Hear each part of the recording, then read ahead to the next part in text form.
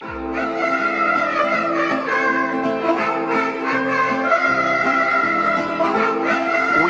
to build a wall, and it has to be built quickly.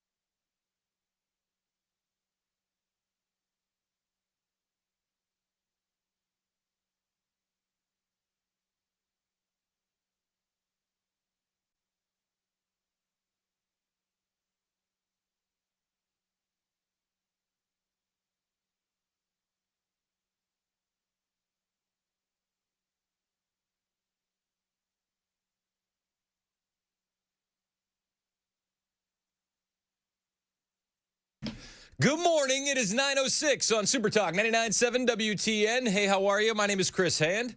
Show's brought to you by our friends at Better Water LLC. We got a lot to get to today.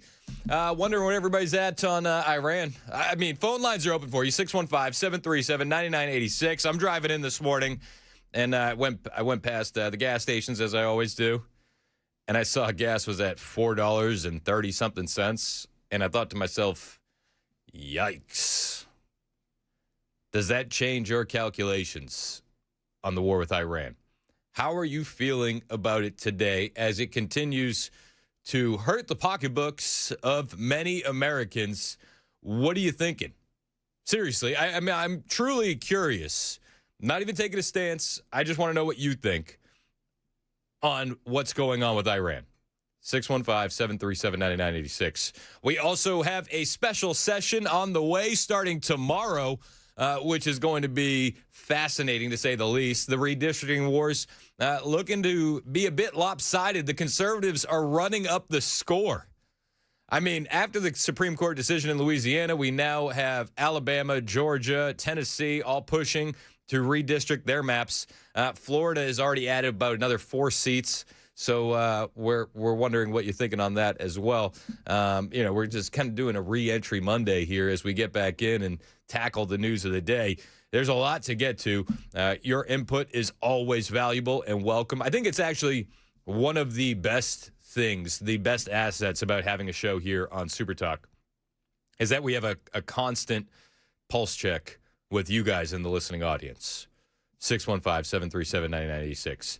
So we had some proposals over the weekend. Those proposals were denied. Iran had given Donald Trump a new proposal. He said he was going to review it. And the 14-point plan that they sent to the United States was a bit laughable, to say the least.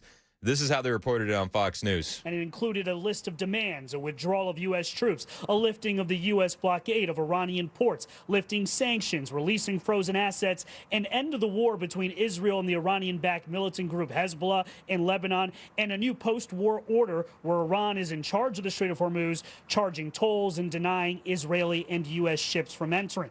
The U.S. says Iranian control of the Strait is completely unacceptable. The U.S. blockade of Iranian ports continues, choking Iran's economy. CENTCOM says 49 ships have been blocked, totaling $6 billion worth of oil.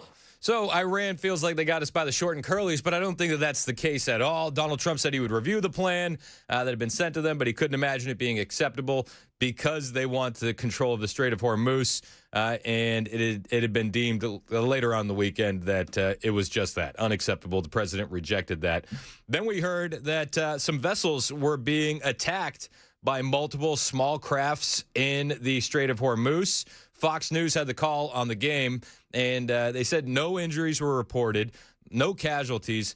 But this was while Iran was awaiting the answer from President Trump on the peace proposal. Cargo ship reported being attacked by multiple small boats while transiting the Strait of Hormuz. Now, this is coming from the United Kingdom's military, which also says that this attack happened 11 nautical miles off the coast of Strait, Iran. All crew are reported safe. Iran has not taken responsibility for the attack, but this is now at least 24 attacks on ships in the Strait since the war began. Now, this comes as Iran's deputy parliament speaker defiantly says that the Strait of Hormuz will remain under Iran's control even after the war. He has now raised the issue of a blockade. Be certain that this too will fall. What is certain is that we will not step back from the Strait of Hormuz, and it will not return to its pre-war state. So that's what we're getting from the Iranians. These ships are being attacked. From there, we got a Truth Social post from the president who said countries from all over the world, almost all of which are not involved in the Middle Eastern dispute going on so visibly and violently for all to see, have asked the United States if we could help free up their ships, which are locked up in the Strait of Hormuz, on something which they have absolutely nothing to do with. They are merely neutral and innocent bystanders. For the good of Iran and the Middle East and the United States, we have told these countries that we will guide their ships safely out of these restricted waterways so that they can freely and ably get on with their business. Again, these ships from areas of the world that are not in any way involved with that which is currently taking place in the Middle East. I've told my representatives to inform them that we will use best efforts to get their ships and crews safely out of the strait. In all cases, they said they will not be returning until the area becomes safe for navigation and everything else. This process, Project Freedom, will begin Monday morning, Middle East time. I'm fully aware that my representatives are having very positive discussions with the country of Iran, and that these discussions could lead to something very positive for all. The ship movement is merely meant to free up people, companies, and countries that have done absolutely nothing wrong. They are victims of the circumstances. This is a humanitarian gesture on behalf of the United States, Middle Eastern countries, but in particular, the country of Iran. Many of these ships are running low on food and everything else necessary for large-scale crews to stay on board in a healthy and sanitary manner. I think it would go a long way in showing goodwill on behalf of all those who have been fighting so strenuously over the last number of months. If in any way this humanitarian process is interfered with, that interference will, unfortunately, have to be dealt with forcefully. Thank you for your attention to this matter. Donald J. Trump, President of the United States of America. So we got that yesterday afternoon, right around 3:30. And they're saying, yep, we're gonna clear this out with force. It's getting spicy. I mean, it doesn't look like this is ending anytime soon. In fact, it looks like it's escalating. So I wonder where you are currently. 615-737-9986. Let's go to Tony in Dixon. We'll start there. What's up, Tony? How are you?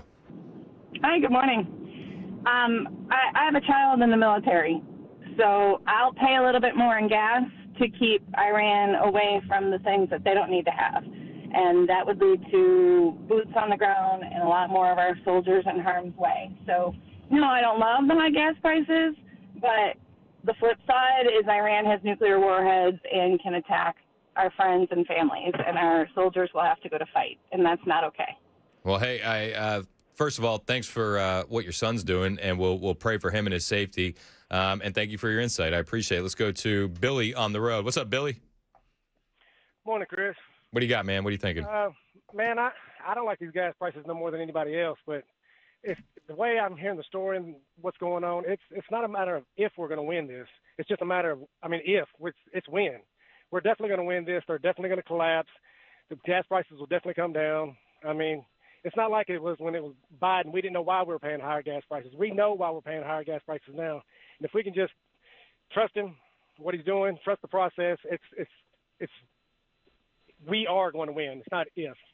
So that's all I got about it, brother. well, with Go ahead. Biden, they wanted to switch us over to electric vehicles, and they thought it was a good thing when the gas prices were going up. And I think you're absolutely right. That was frustrating, and nobody liked that at all. I think there are some clear reasons here, but I would say to you, how long are you willing to deal with the high gas prices, and are you worried about the impact on midterms? Yeah, on both. I'm worried about it, but I don't see it lasting that long. I don't think Iran can last that long. I truly believe it is only a matter of weeks, a few weeks,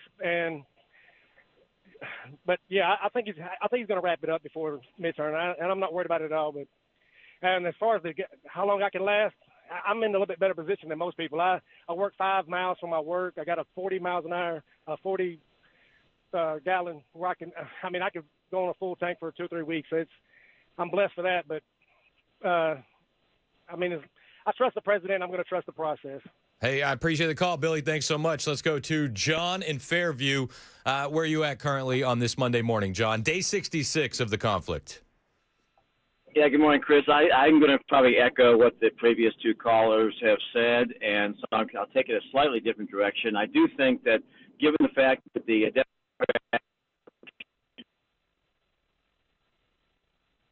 John, we're going to put you on hold until you get some better cell phone service. I did want to hear what you had to say, though. Let's go to Ethan in Franklin. Ethan, what's up, man? How are you? How's it going, Chris? I'm a 32-year-old Republican here in Franklin, Tennessee, and I just think the Republican Party needs to get behind Trump. He really has never counted us out. We got to continue to not be panicking. And I think big picture is Trump's worried about the future. He's looking into 2020 or 2030. Democrats are really concerned about the midterms. We got to look long-term here, especially for the Republican Party and for even the future of my family. I think Trump's really taking a big one here, but in long term, it's going to be successful, just like he's always been. Well, Ethan, I appreciate it. You know, you said you're 32. I'm 37. You know, I don't think that there are many millennials that are kind of in this mindset. I think a lot more are a bit frustrated with how things are going. With your friend group and your social circle, what are you hearing? Are they echoing what you're saying, or are they more tired of this? Honestly, Chris, I would say that the media is actually trying to lie. I think people in my friend group are actually pretty supportive of Trump. We saw such a big support behind Charlie Kirk. We saw TPUSA continuing to bring people like me, my family, to really back Trump and back the movement. It's so much more than politics. You know, we're talking long term here. We're really talking about the future of the Republican Party and people like my family and my future. Do you worry, though, about the conversation, especially online, which I'm sure you're familiar with it, that say that this isn't an America First political movement anymore? This is kind of going back to the neocons. America First has always been to protect the entire world. I think in this situation we had to take a stand. We can't let a Muslim country continue to destroy people like America. Oh, we lost Ethan. I'll put Ethan on hold. We'll get back to him in a moment. I will say this: it's not just military operations. It's not just Operation what is it? What do they call it? Project Freedom that's happening right now as they're trying to get to the boats through the Strait of Hormuz.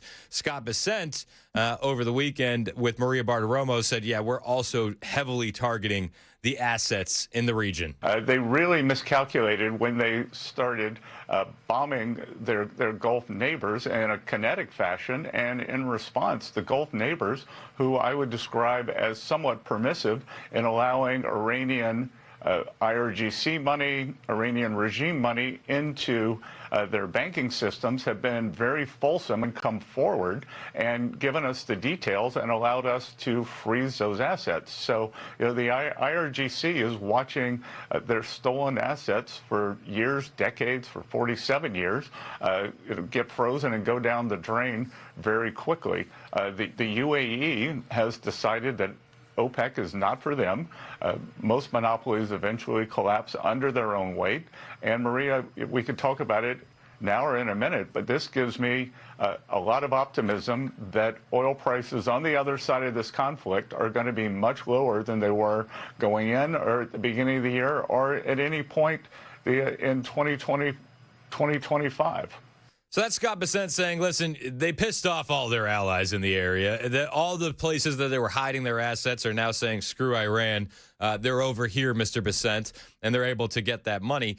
He's also saying on the other side of the conflict, oil prices are going to go down. I think the big question remains, when is that other side of the conflict? Elsewhere in the administration, man, these guys were out working this weekend. Acting Attorney General Todd Blanche said, listen, the president is not here to be engaged in a popularity contest when it comes to what's happening in Iran. And this was on Meet the Press with Kristen Welker. Effectively arguing that he can avoid congressional approval by avoiding using the word war? He's not effectively arguing anything except that he is trying to keep this country safe. We have kept Congress updated at every step of the way, consistent with what other presidents have done. President Trump is doing something that the past 5 presidents did not do. They promised to do it. They promised, oh, we'll stop Iran. Oh, Iran can never have a nuclear weapon. President Trump is doing what others have promised but failed to do. And as far as what we're doing with Congress, keeping them updated, we are doing so. As you know, Democrats and even some Republicans say that the ceasefire is not enough to override this 60-day benchmark. Republican Senator Susan Collins posted, quote, the president's authority as commander-in-chief is not without limits. That deadline is not a suggestion. It is a requirement. Are there any legal limits on the president's powers to carry out the war with Iran?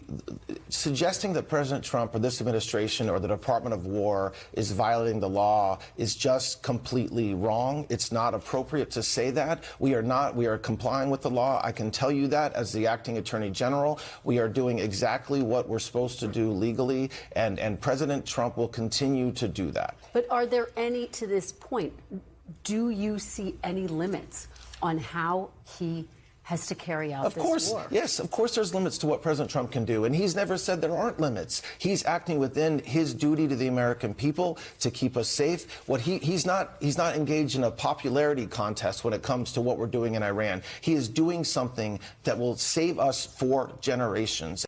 That's Acting Attorney General Todd Blanche over the weekend on Meet the Press. Elsewhere, there has been some wild moves, including a troop pullout from Germany.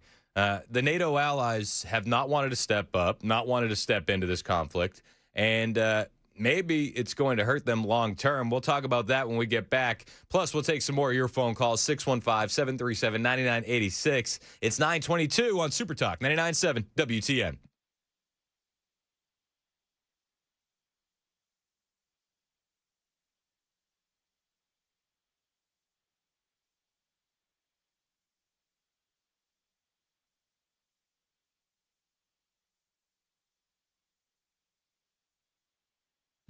Hey, what's up? It's Chris Hand here for my friends at United Structural Systems. And when you start noticing cracks in your walls, uneven floors, or a driveway that is starting to sink, it's not a home issue. That's a peace of mind issue. And who you trust to fix it matters. This is why I recommend United Structural Systems, because they've been doing business the right way since 1994 right here in Tennessee. No scare tactics, no quick fixes, just real inspections, honest answers, and solutions that are built to last. Whether it's foundation repair, crawl space issues, or concrete leveling for your driveway or patio, USS uses engineered systems designed for long-term performance, not temporary patches. And here's what stands out.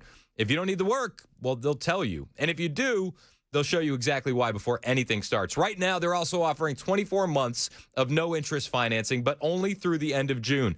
Don't wait, because waiting could cost you more. Visit USSTN.com or call 615-488-7855. It's United Structural Systems, committed to their customers, invested in what matters most. We are USSTN.com.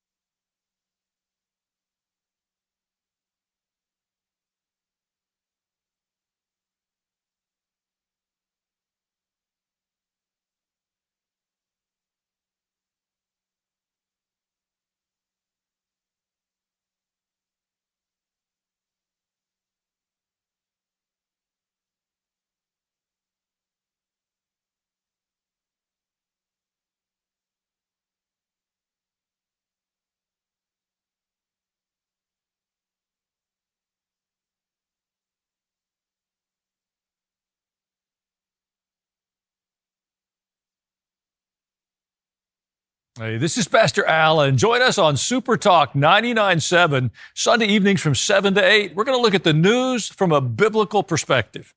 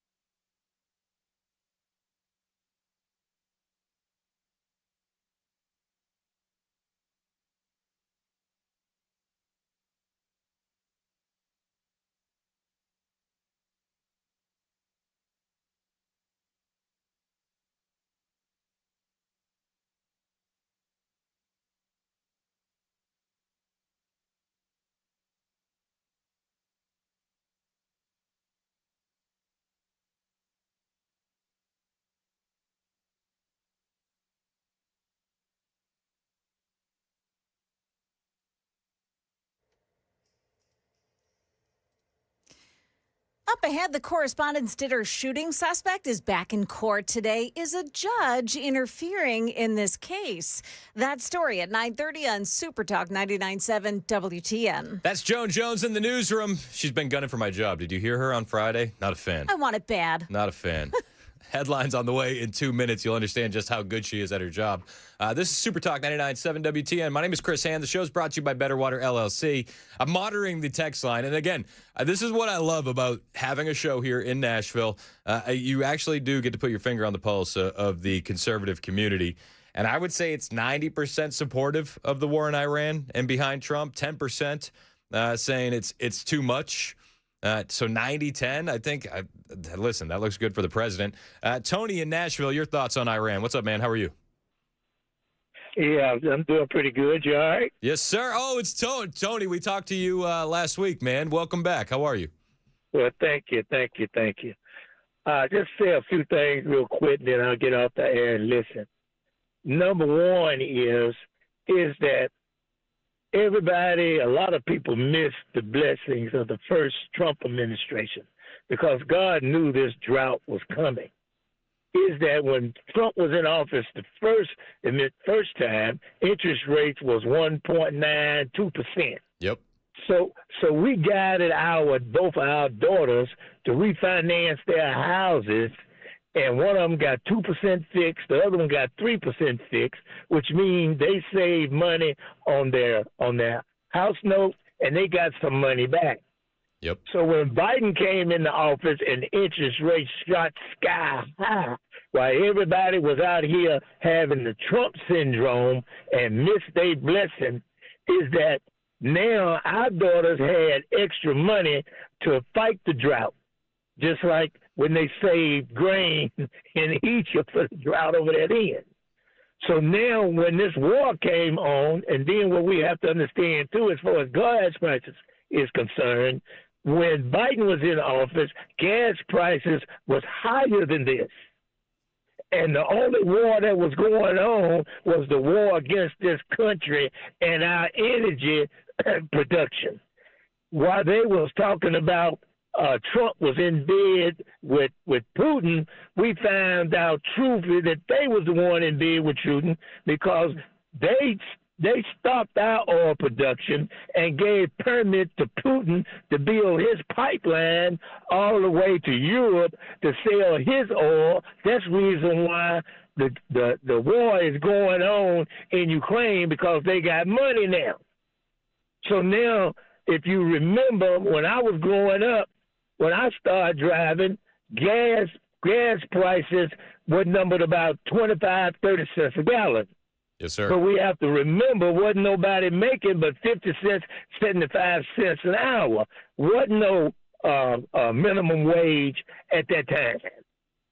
Now, this war that's going on, yeah, I'm willing to suffer through this because of the future of my children, their children, so radicals won't have their hand on a nuclear weapon. Now, all these people that didn't take advantage of the blessing that God put before them when Trump was in office first, they're the ones that are suffering. But they don't get that. I don't want no radical regime to have their hands on a nuclear weapon. And just like when I was growing up, we had to build bomb shelters and all these type of things, and then they had to turn back Russia from putting missiles over in Cuba. I don't want our children to have to go through that anymore. And see, these people out here, as far as the midterms is concerned, believe me, God got it covered. We're going to win in the midterms. Matter of fact, we're going to have a supermajority because you can see how things going. They can go out here and lie and put all the propaganda out that, hey, man, they're going to do this in the midterms. Look at who they are putting up for candidates. Yeah, I hear you, Tony. And listen, man, I appreciate the call. Tony's awesome. Tony, a big fan of Tony. It's 9:32. This is Super Talk 99.7 WTN.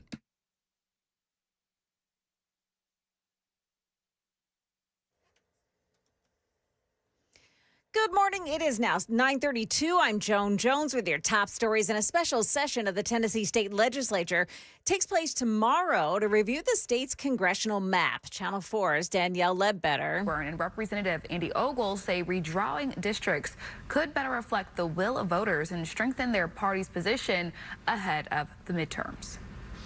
With this Supreme Court ruling, now the Republican Party, conservatives can go back to the maps and redraw them more respective to their states.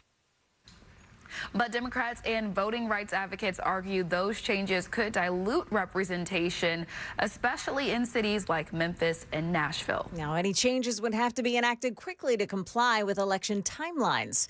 An elderly woman out for a Saturday evening walk in Robertson County was attacked by 3 dogs.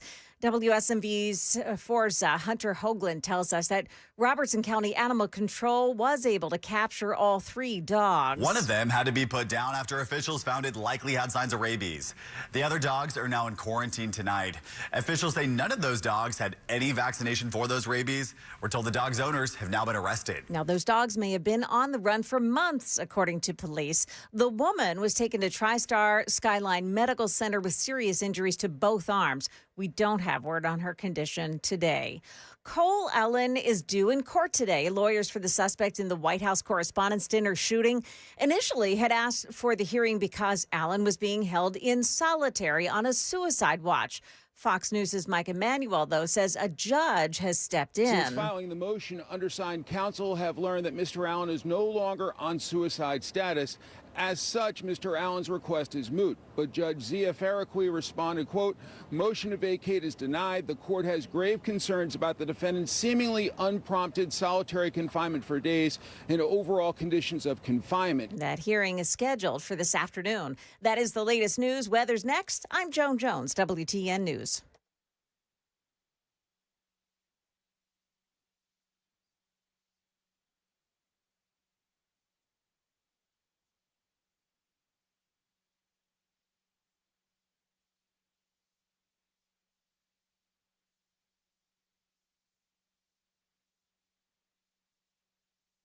Hey, what's up? It's Chris Hand here from my friends at the Wellness Institute of Nashville, and they have my seal of approval on this deal that could change your life.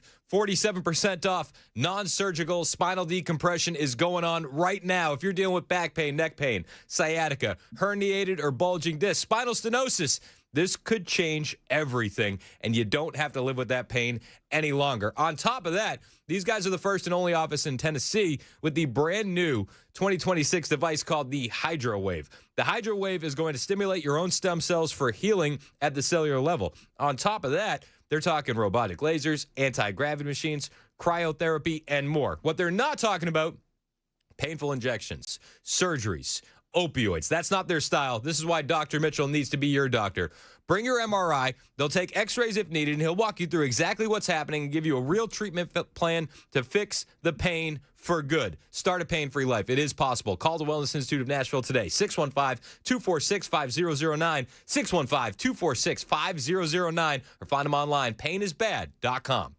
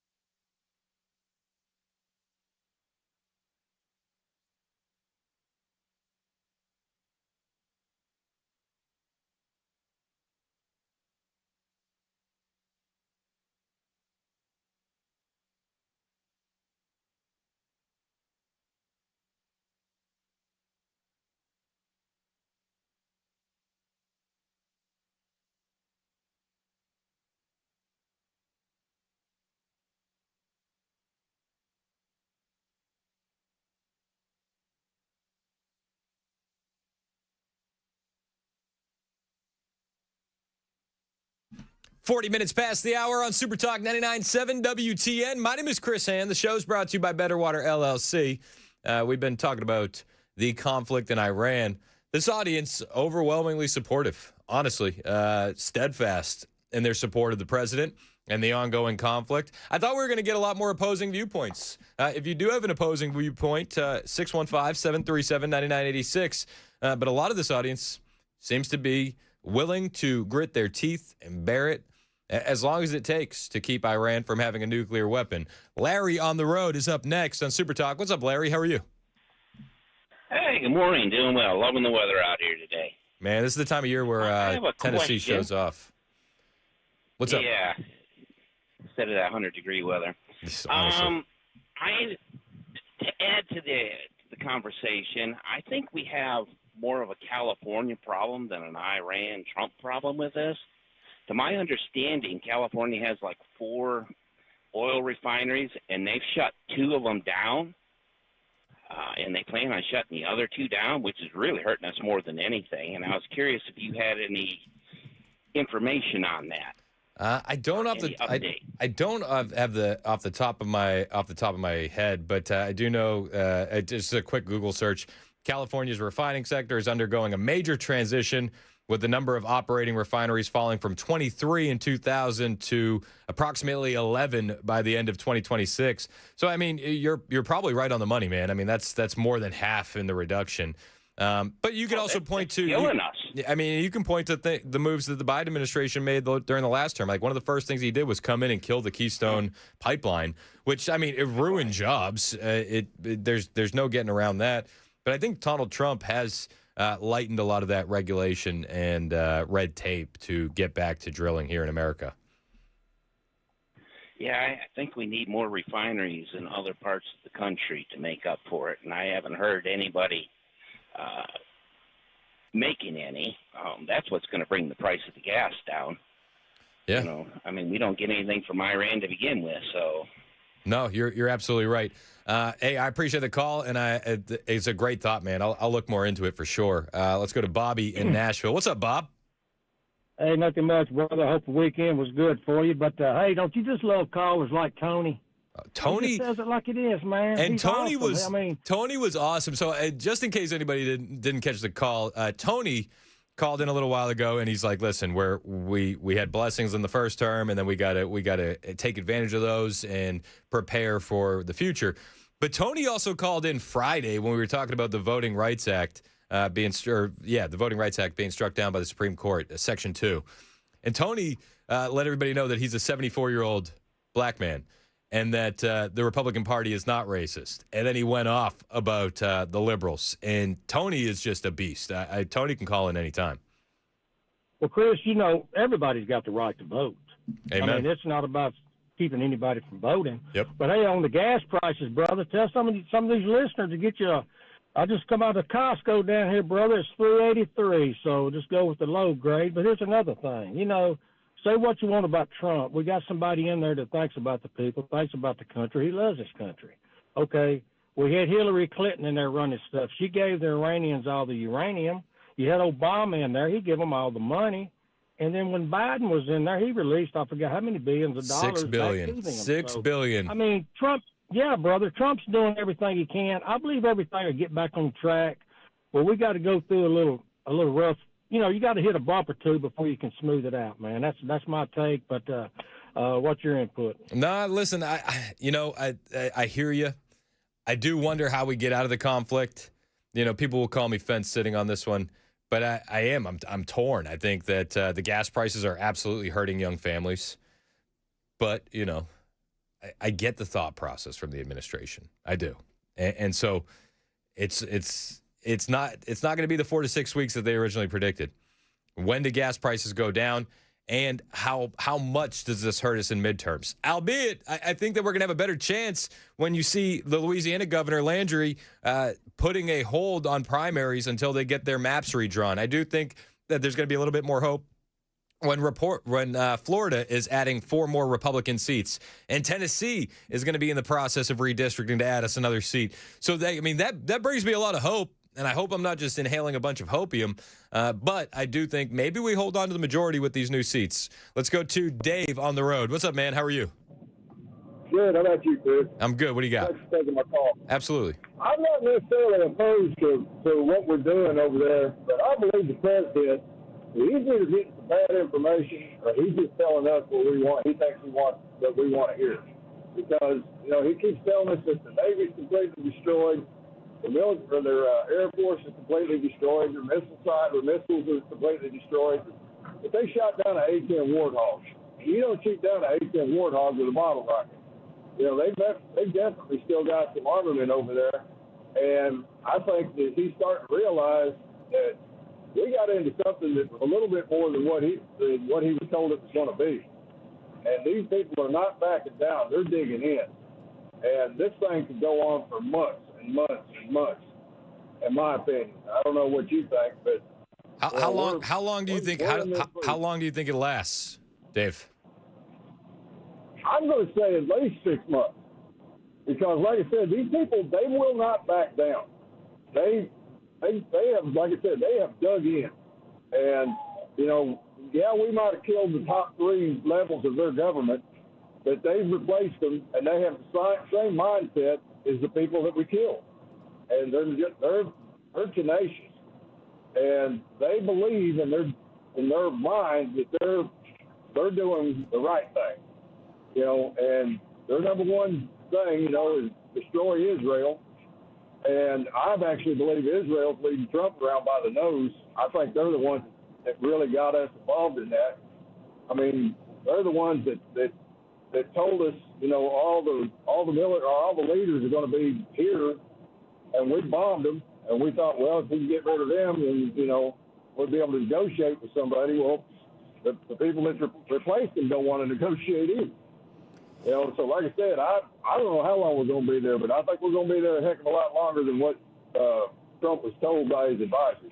Yeah, I mean, I think we're going to be there a little bit longer for sure. I disagree with the fact that we're being led around by the nose by Israel. Do the priorities align? I think that's why we're there.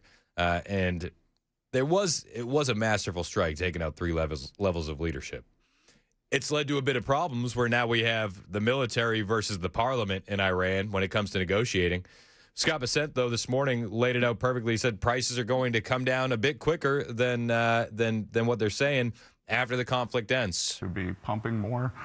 OPEC just announced they're going to be pumping more, and the U.S. has record crude deliveries. We are the #1 energy superpower in the world, and we have never delivered so much crude. I imagine there was a lot of sticker shock this past weekend for Americans out and about with their own families and getting around. Is there a price that you've calculated at which we could no longer tolerate or stand? Or even if we were to get $5 a gallon, is that like a psychological mark that we and you would rather stay away from?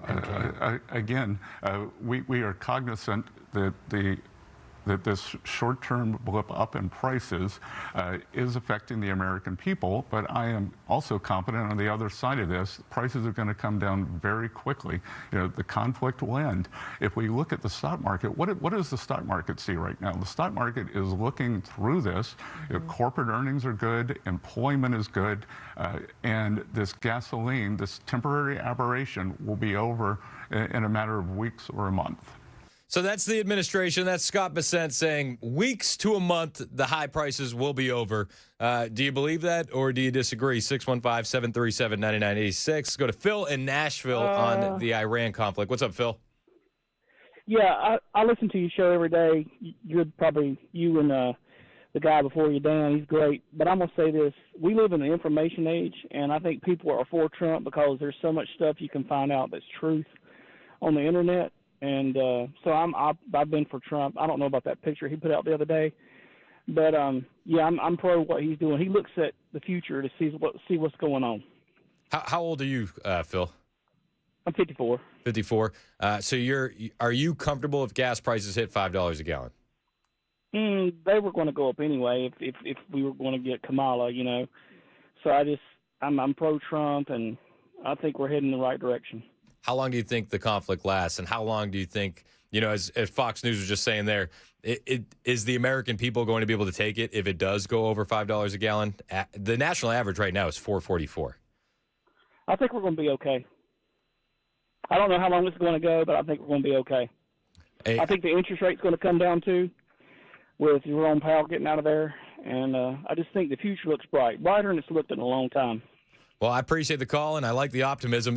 Jerome Powell, they're a bit upset by him. He's not going to be accepting the norms. He's not going to walk away when he's done with his chairman position. He's going to rejoin the board. Too late, Powell. Awesome. Got to love that.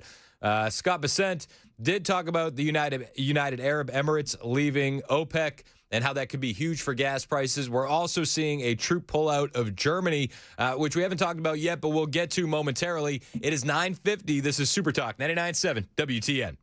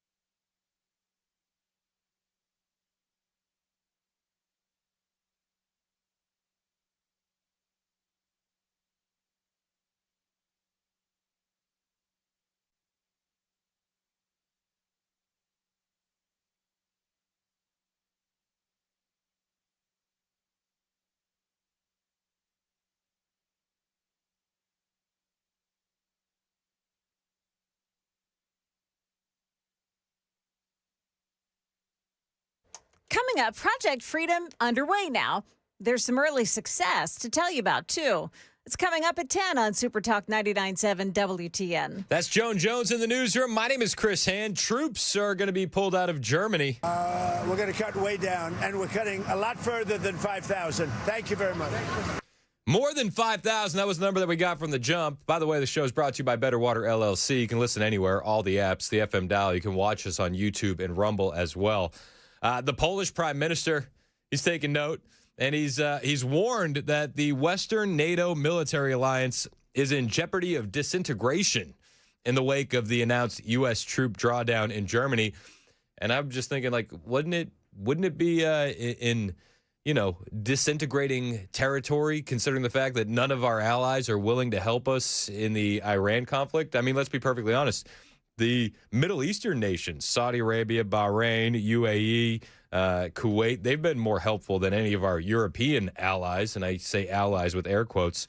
On Friday, the Pentagon said that around 5,000 soldiers would be relocated from bases in Germany over the next year amid a broader shift in the forward deployment of U.S. forces. Trump said on Saturday that the drawdown in Germany would likely be much larger, though he did not specify how many more of the approximately 36,000 troops would be relocated from the country. This is going to have a huge economic impact in Germany as well. There's a lot of towns that are really propped up by those American soldiers and their disposable income.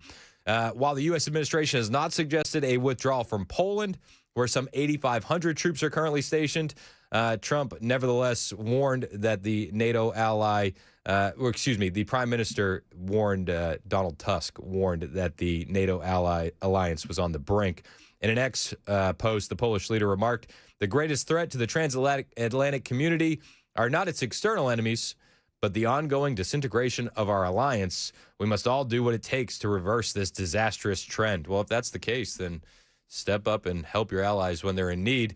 It does look like the Project Freedom, which is going on right now in the Strait of Hormuz, is working. Iranians are very upset, and they're warning the U.S. to stay out of Hormuz. Armed forces, especially the aggressive U.S. Army, will be attacked if they intend to approach and enter the Strait of Hormuz. CENTCOM this morning denied an Iranian state media report claiming that Iran hit a U.S. warship with 2 missiles attempting to pass through the strait. CENTCOM says, quote, "No U.S. Navy ships have been struck." Yesterday, an oil tanker was attacked in the Strait of Hormuz, hit by unknown projectiles north of the UAE. Just before that, a cargo ship was attacked by multiple small boats near the coast of Iran. There have been more than 24 attacks in the strait since the war began. Now, President Trump launched Project Freedom this morning, the humanitarian effort to safely guide some 800 cargo ship tankers and 20,000 crew members that are stranded out of the strait.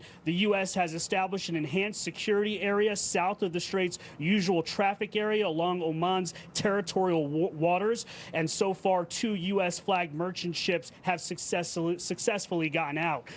So that's some good news. We're going to hear more about it in the headlines with Joan Jones, and we'll take more of your phone calls on the way. Roger in Dixon wants to weigh in. Renee in Clarksville wants to talk about redistricting. We'll get to all these calls and more right here on Super Talk 99.7 WTN.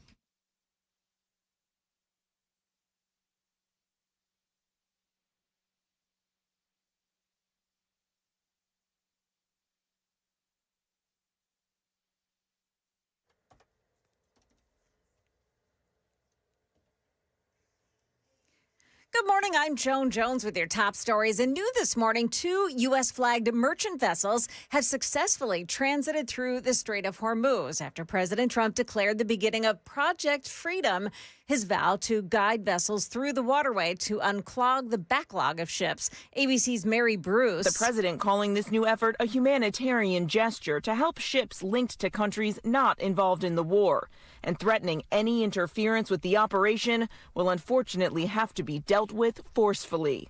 Trump's announcement coming after 2 more cargo ships were reportedly attacked Sunday by multiple small crafts off the coast of Iran. Early today, Iran claimed that it struck a U.S. naval vessel with a missile. CENTCOM says there's no truth to that story.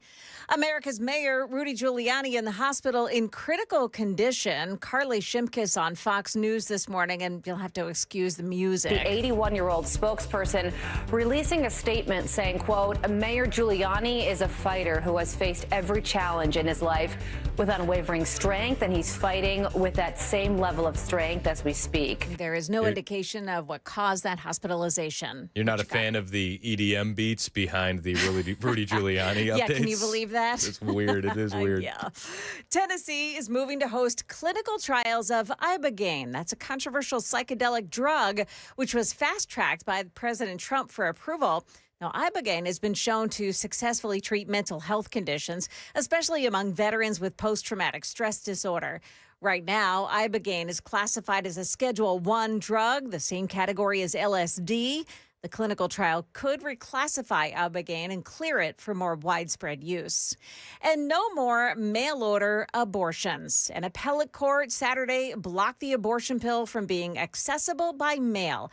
Now the drug's makers are going to the Supreme Court. The FDA's rule allowing doctors to prescribe mifepristone through the mail without an in-person visit is not lawful. You can travel to a different state. You can find a doctor for an in-person visit, but that's the choice right now. ABC's Sarah Isker there. Now, the appellate judges unanimously ruled that the Biden-era regulations that had expanded online and mail access threatened the safety of pregnant women and the sovereignty of Louisiana. That's where abortion is banned in nearly all circumstances. That's the latest news. Stick around for your weather next. I'm Joan Jones, WTN News.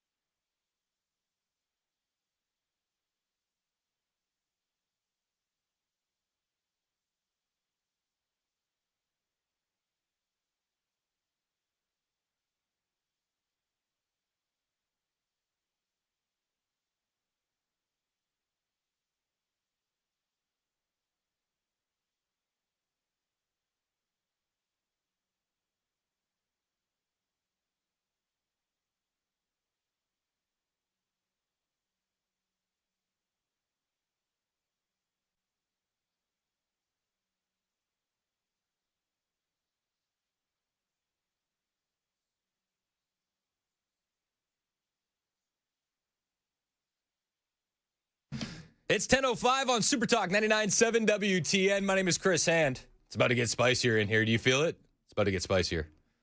Do you feel it, Mr. Krabs? Do you feel it? A lot of people calling in on the opposite side of the Iran conflict, which is great. We don't want to be an echo chamber.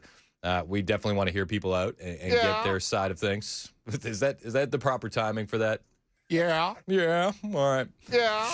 Show's brought to you by Better Water LLC. You can listen on all the apps, iHeartRadio, tune in. The FM dial's there for you as well. YouTube and Rumble, jump in there if you want to get the video along with all the audio that you hear on your radio. We do a lot on the YouTube side, so we appreciate you joining us over there and helping us grow the digital footprint of the radio station.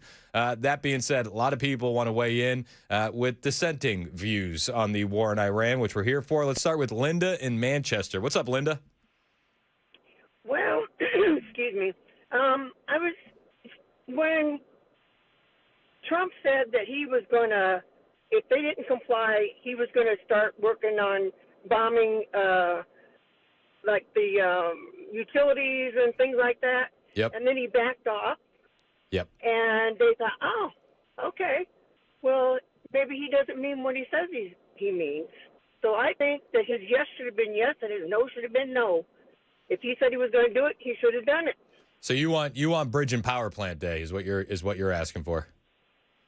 Well, the next step, whatever the next step is, but if he wasn't going to do it, he shouldn't have said it, because they're looking to see if he means what he says, and he backed off. Well, now maybe what he says now is not what he really means.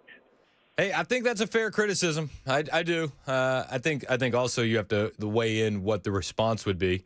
And if that means that other infrastructure, energy infrastructure in the region is going to be attacked, and we're already a bit stressing over high gas prices, that's not necessarily going to help it. Let's go to Roger in Dixon. What's up, Raj? Hey, morning, Chris. Glad to talk to you. Likewise. Hey. So you're not a huge fan of this. Tell me why. You know, I argued with you a couple years ago. Me and you got in a great argument about Trump. But I ended up voting for him. I'm an independent. And to make a long story short, just 3 words: no new wars.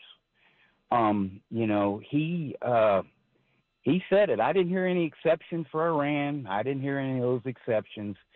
And I'm a true independent. I really think he's going to lose all of us independents, because that was one of the main reasons we voted for him, was no new war.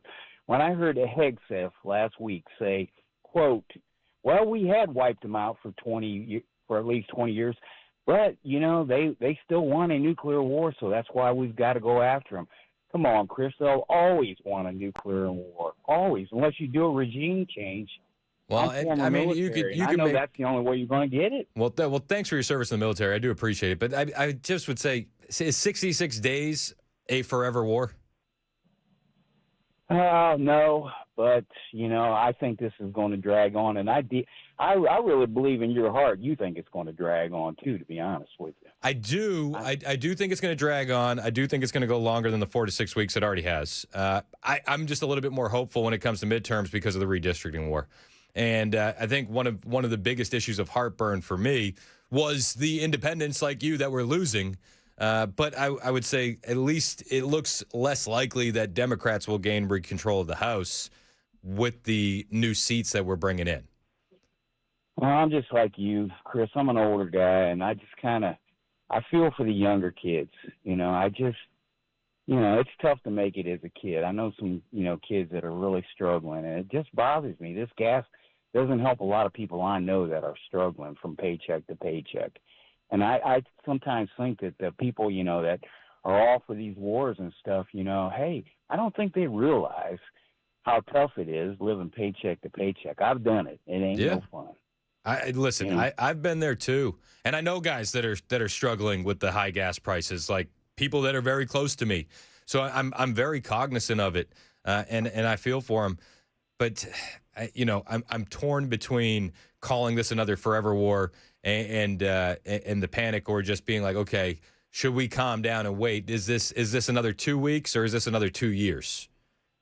Well, Chris, I'll ask you this question: if it's 4 months from now and gas prices are $5 or $6 a gallon, are you going to say it's a forever war, or are you going to say, hey, this needs to stop? I'm just curious on your point of view. I mean, I think I would have been a lot more, it needs to stop without the redistricting stuff happening. I think that's kind of where I stand right now. I think that we're going to be in a lot better of a position because of Louisiana and Tennessee and Florida. And if Georgia and South Carolina and North Carolina and Alabama get their butts in gear, and we have this influx of Republican House seats. But I think a lot of my irritation doesn't really come from the president. It comes from the lack of action with Senate Republicans. I mean, they're allowing Democrats to bring bills to the floor, but we can't even bring the Save America Act to the floor. Agreed, but you're getting off topic. Agreed. We're talking about Iran, not the Save America Act. No, I think that's fair, but my main source of heartburn because of the Iran conflict, at least for me personally, wasn't the gas prices. It was the implication of the gas prices, which is what it leads to in midterms. And if we're picking up more seats, I'm not as stressed about the midterms as I was 3 weeks ago. Well, Chris, one last question for you. Like I said, former military. If we're controlling the Straits of Hormuz, I mean, I just don't understand. They keep attacking. So how have we destroyed their navy? Is it impossible to destroy those little boats? I don't know. I don't know the answer. I mean, yeah, I think it's just little boats are everywhere out there. You know, I mean, Yeah, we can destroy their Navy ships, but it's like, you know, even going back here in our nation's history, you know, we had privateers, and I think that you probably get a lot of that as well. Well, final thought, you know, if I just really believe that he's losing a lot of people like me, that the main reason I voted for him was 3 words: no new wars. I hear you, man. What would bring you back into the fold? Well, you know, I'm not going to go Democrat, but, you know, it's just, man, I'm just disappointed in him, to be honest with you. I really am. I'm just disappointed in him. That's the best way I can describe it. Just disappointed. I don't think you're the only one out there, and I appreciate you calling in and giving us your take. Let's go to Nelson in the borough. What's up, Nelson? Hey, what's up? First off, it's mind-blowing to hear how many people are, like, in favor of or not bothered by high gas prices and this continuing on. But my thing is, like, the nuclear, you know, going back to not wanting Iran to have nuclear weapons is, I think, is just a very surface level, like, mainstream news talking point. And I think there's more that's going on besides, I mean, you know, it's like in Iraq and Afghanistan with the WMDs. I mean, how many WMDs did we find in Iraq? I mean, I think, and I get where you're coming from on that. How many? But Give I me think, a number. How many did we find? Well, no, it was a goose egg. But I would push back on that and say the Iraqi regime wasn't saying we have weapons of mass destruction, but the Iranian regime is saying we do want to build a nuclear weapon. So I mean, that's a bit of use it. If they had one, I don't think they would. They'd be stupid to use it because they'd get obliterated instantly if they ever used one. Yeah, but I mean, it is the Islamic death cult, and they do believe that that's kind of going to usher in the new age. So that leads right into my next point is, like, you know, people are they're upset about these religious zealots having weapons, but I don't hear anyone calling in and complaining about the mayor's office of New York. Well, I complain about the mayor's office of New York. Well, I mean, what I'm saying is, you know, we're complaining about Iran, but we're electing them here in our own country. It's just kind of stupid. I mean, I hear you, and this is why I was saying, you know, just a moment ago that my heartburn was really placed on the midterms. I don't want Democrats to get back in control of this country, and I think we had a lot of momentum in November of 2024, and I think a lot of that has been eroded, and I think you can point to this conflict as a reason for that. But when we get the redistricting happening and we're getting more seats, I think it's going to be more of an uphill battle for these Democrats to regain power. Yeah, and one more thing, I just think that you know, there's 3 countries left that have been able to avoid to stay outside of the global banking system. That's Iran, Cuba, and North Korea. And Iran has figured out how to survive and live making money outside of that global banking system. And I think that they're just, you know, the U.S. government and all the banking people, the oil people, they want to get in there and cripple them and bring them to their knees so that money can be they want all that money in their system as well. They want to track everything that's going on, and that's why I think Cuba is going to be next. Well, I definitely agree with you. Cuba is going to be next, and I don't think anybody's hiding that. On the money front, it's getting harder for them to hide their cash because they've really blown up the relationship with all their allies. Let's go to John in Shelbyville. What's up, John? Hey, thank you for taking my call. I just want to respond a little bit to your previous caller. Absolutely. He's talking about no new wars, and I get that, but Iran has been a problem for decades. This is not something, this is not something new that we're dealing with, really. I mean, it's been ongoing for as long as I've been alive, almost. But even if it has been new, who cares? I mean, what are we supposed to do? Let them just build nuclear weapons and just sit by and watch them do it because we campaigned on no new wars? I mean, I think there comes time when politicians and people running for office campaign on certain things, but when they get into office, things come up that they have to respond to. And I think that's what President Trump's done. And, I don't love the gas prices either. I mean, I run a small trucking company, and, people who are complaining about having to fill up their car to get back and forth to work, they ought to pay my fuel bill. I can imagine it's spiked. I mean, we don't get a hike in rates. I mean, sometimes we get a help on fuel surcharges.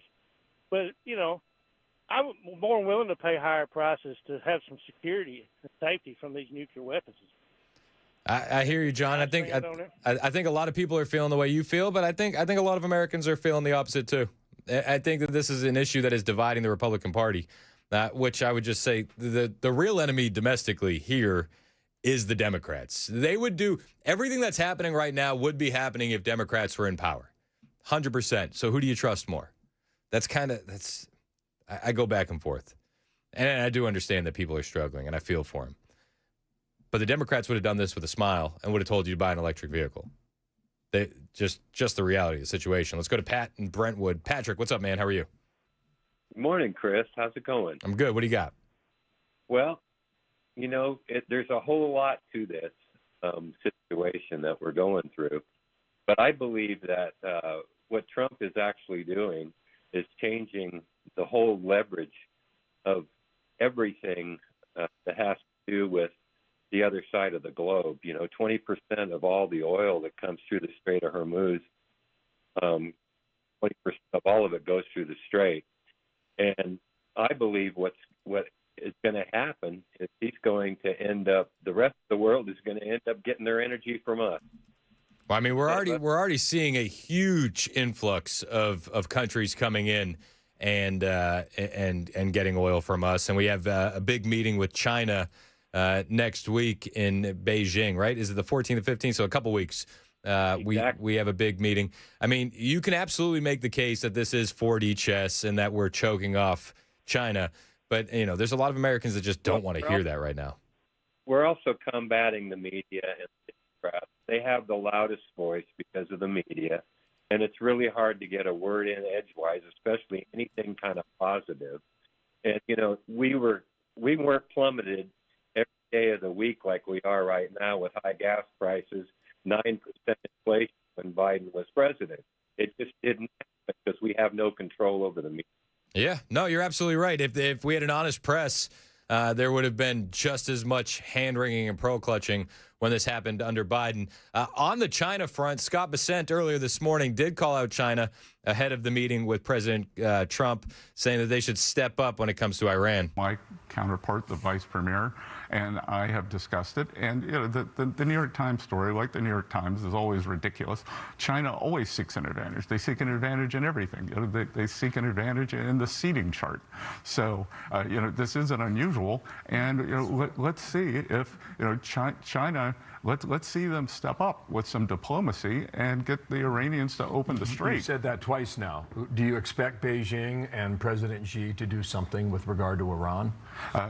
Again, all I will say is Iran is the largest state sponsor of terrorism, and China has been buying 90% of their energy, so they are funding the largest state sponsor of terrorism. But more importantly, Iran, the threat of attacks from Iran has closed the strait. We are reopening it. So I would urge the Chinese to join us in supporting this international operation. There are things moving through the UN that China and Russia have blocked. So we'll see what happens. We're going to be paying close attention to this later on today. At 2 o'clock our time, President Trump is participating in a small business summit. So I'm sure we'll be getting questions from the media and answers from the president, something that we'll be keeping our eyes on here at Super Talk. And we'll take more of your phone calls on the way. Plus, we'll talk a little bit more about the Senate Republicans. I mentioned this earlier. The Senate Republicans, they don't want to do anything. The president spent a good portion of the weekend calling them out for not nuking the filibuster. We'll talk about that. We'll take some more of your phone calls. It's 10:21. This is Super Talk 99.7 WTN.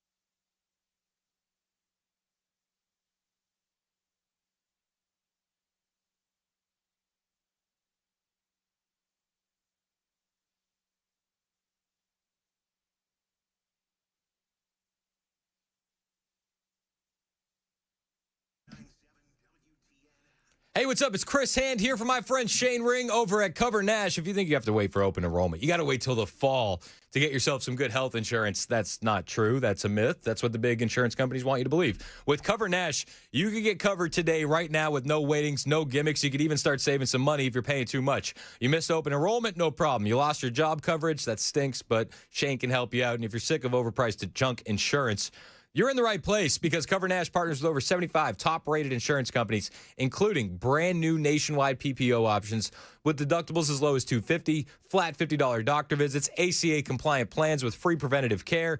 Not that anybody's excited about a colonoscopy, but at least you're not paying for it. And whether you're an individual, you got to cover the whole family, you're self-employed, you run a small business, Shane has something for you. Stop overpaying, stop waiting, stop thinking you're stuck. You can go to covernash.com or you can pick up the phone and call Shane right now. If I'm a betting man, he's sitting at his desk waiting for your call. 615-465-0023. That's 615-465-0023. Get some health insurance on your terms, not the government's. Covernash.com.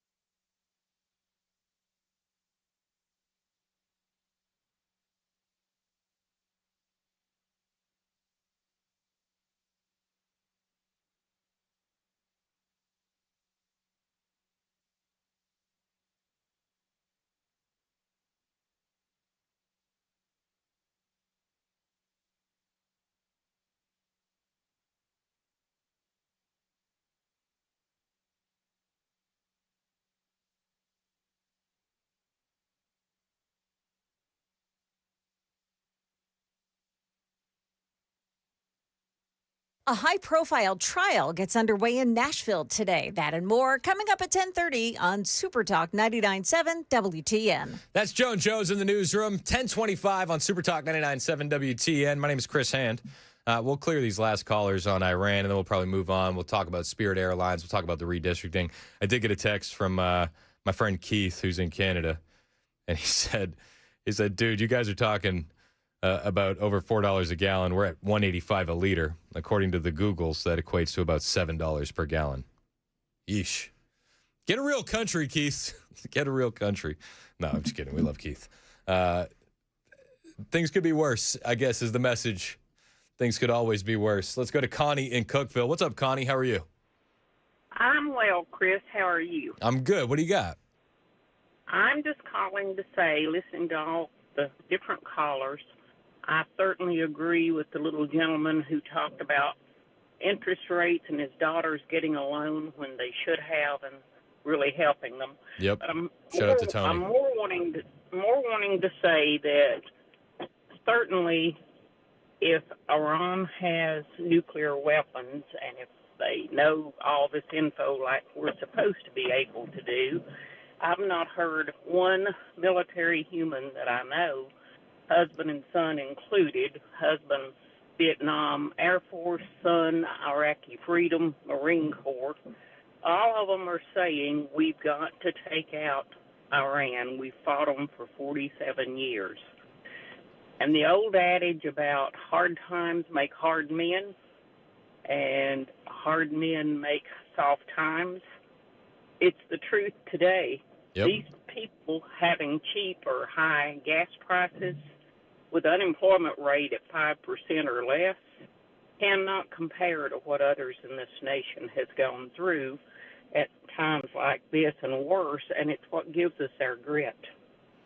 Well, I hear you, Connie, and I don't think you're wrong. I think for the most part, outside of a few, I'd say like 95% of military personnel that I've spoken with, they agree with what's going on there. Right, and certainly I am a Republican. I'm a conservative Christian, but I'm also an American. And if our military guys who've gone and fought for it think we should do it, I'm with them. I hear you, Connie, and I appreciate the call. And tell your husband and son thank you for their service. We appreciate them. Let's go to Kent in Columbia. What's up, Kent? Not a whole lot. How about yourself? Not much, man. What do you got? Well, I got three other points to make. Well, we'll start with Iran. I was in the military from 77 to 84, and I know we've been dealing with them people since then. And if the radical Islam regime is not replaced with a non-radical regime, this is all for nothing. It's just going to continue. And then number two is, I think there's a gross misinterpretation of what the freedom of the press means in this country. It does not mean that they are free to lie. They are free to give their opinions, but I do not believe that they are free to change facts and lie and deceive this country. And I don't believe that's what the Constitution means at all. I'm with you. And number three, there's only two kind of Democrats. You're either a brain-damaged moron or a treasonous piece of crap. And the only way to deal with those people is you have to grow a spine. And I'm speaking to the Senate Republicans now. If you do not grow a spine, you will be ineffective against these people because they do not care. You're absolutely right. And they're already calling for another shutdown before the midterms. Have you heard this? Well, we'll detail it on the way. The Senate Republicans do need to step up. President Trump spent a lot of the weekend calling on them to nuke the filibuster. I doubt we'll see it because John Thune is the rhino we thought he was. Senator Marsha Blackburn was on this show last week. She approves of nuking the filibuster. She's for it, but she wouldn't go as far to say that John Thune is a rhino. I'll say it for her. John Thune is a rhino. We should have got Rick Scott in there when we had the opportunity. We'll talk a little bit about nuking the filibuster on the way, and we'll talk about redistricting as well. Hang out with us. 10:30 on Super Talk 99.7 WTN.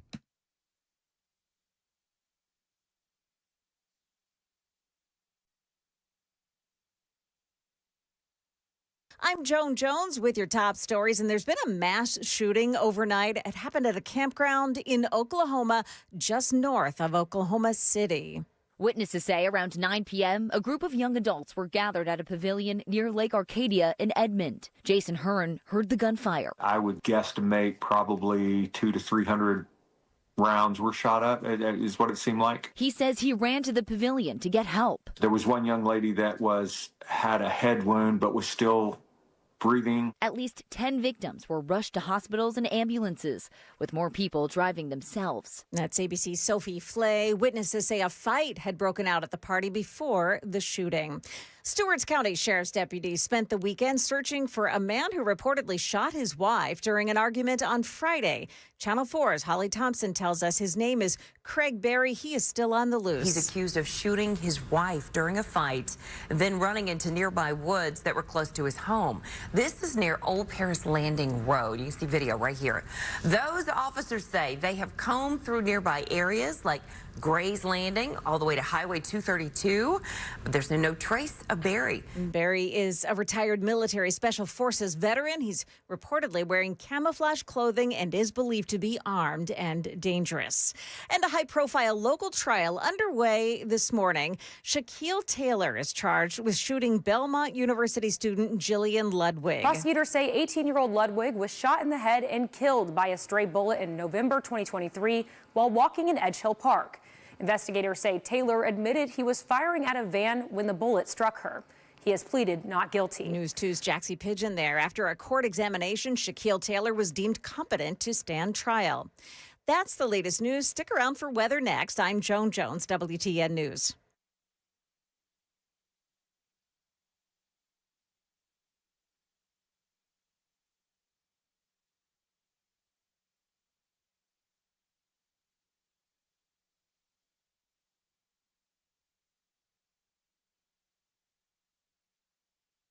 Hey, what's up? It's Chris Hand here for my friends at Zero Res Nashville. Another weekend full of baseball, dirt being tracked into the house. I have 2 dogs as well that also make their own messes. And every time my wife and I get stressed about it, we calm back down because we remember we have Zero Res on speed dial. These guys are the best at cleaning your carpets. They are the Maha of carpet cleaning. You see, they don't use harsh chemicals. They don't leave behind soap residue. They use their exclusive ZR water system. And what that means is just that. The carpets are going to look insanely clean. They're going to stay clean longer, and then you don't have to stress about the kids rolling around on them or the dogs doing what dogs do because there's no chemicals in the carpets. If you want your carpets to look insanely clean like mine do, despite the beating that they receive, it's the perfect time to do it. There's 2 and 3 room specials going on right now. You can call and book today. 615-535-9376, 615-535-9376, or if you don't like talking to people, I don't blame you. Book online, ZeroResNashville.com.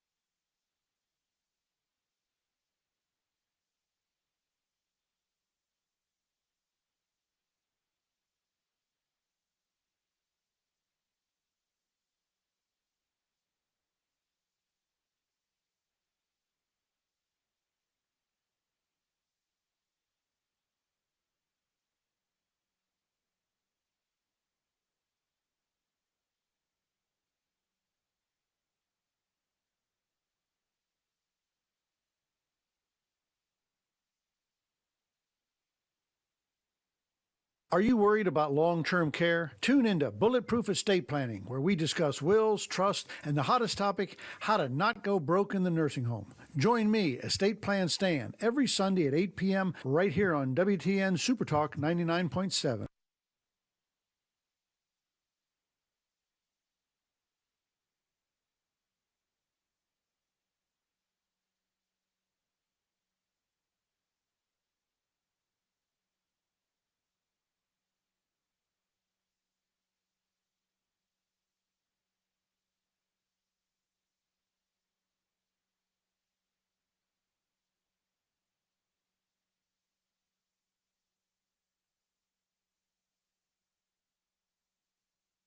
Hello, America. Mark Levin here. Many people seem to be incubating a rage, looking for somewhere to go. Are there times when you think the country's out of control? You see all these things and you wonder, what in the world is going on? It wasn't this way 5 years ago, 10 years ago, 20 years ago. Do we have the will or not? But we are Americans, and I believe we absolutely do have the will. I do this show for you. And when you're not interested in it anymore, I will just go away. The Mark Levin Show. Follow and listen on your favorite platform.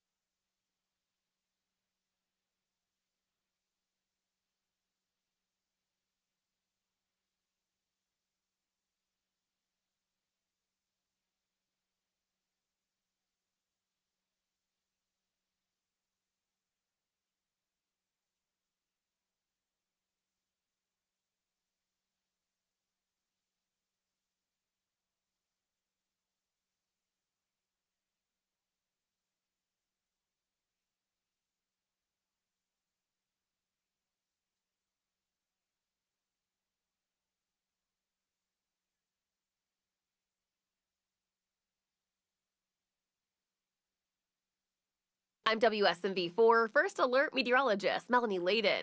Warm again today with temperatures back near 80. We'll see a mix of sun and clouds. Tomorrow, rain showers and a few thunderstorms return back to the forecast. Those will linger into Wednesday. No severe weather is expected, but we could get some good soaking rain at times. The rain will get out of here by Thursday. A cold front will move in, dropping our temperatures back into the 60s.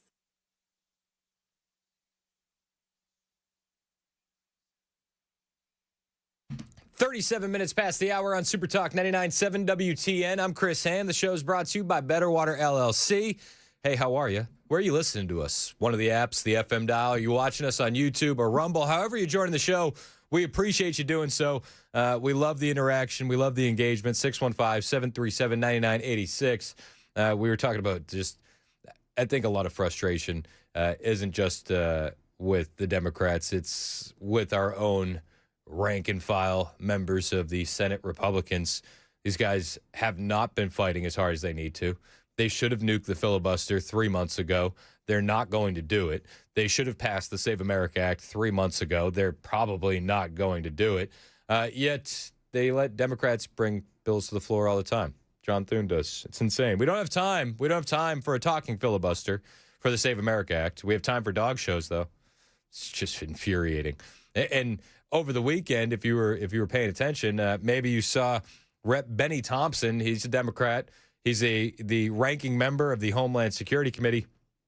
And he let the intentions be known that another government shutdown is on the way before the midterms. One other element here, of course, as I said, your ranking member on the House Homeland Security Committee, DHS now open after a 75 or so day shutdown.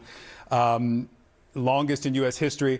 The purpose of Democrats withholding their votes in February was to get some reforms on ICE and CBP protocols, getting rid of the masks, judicial warrants, and the rest. It didn't work. Those were not accomplished. Nope. The funding goes through the end of September, so about 5 months. Do you think that Republicans should try again to get those? Do you think that it's worth withholding those votes again to try to get some of those assurances from the Department of Homeland Security? There's no question. Victor, in America, police shouldn't wear masks walking the street. They need identification, they need cameras, and judicial warrants are a factor of law.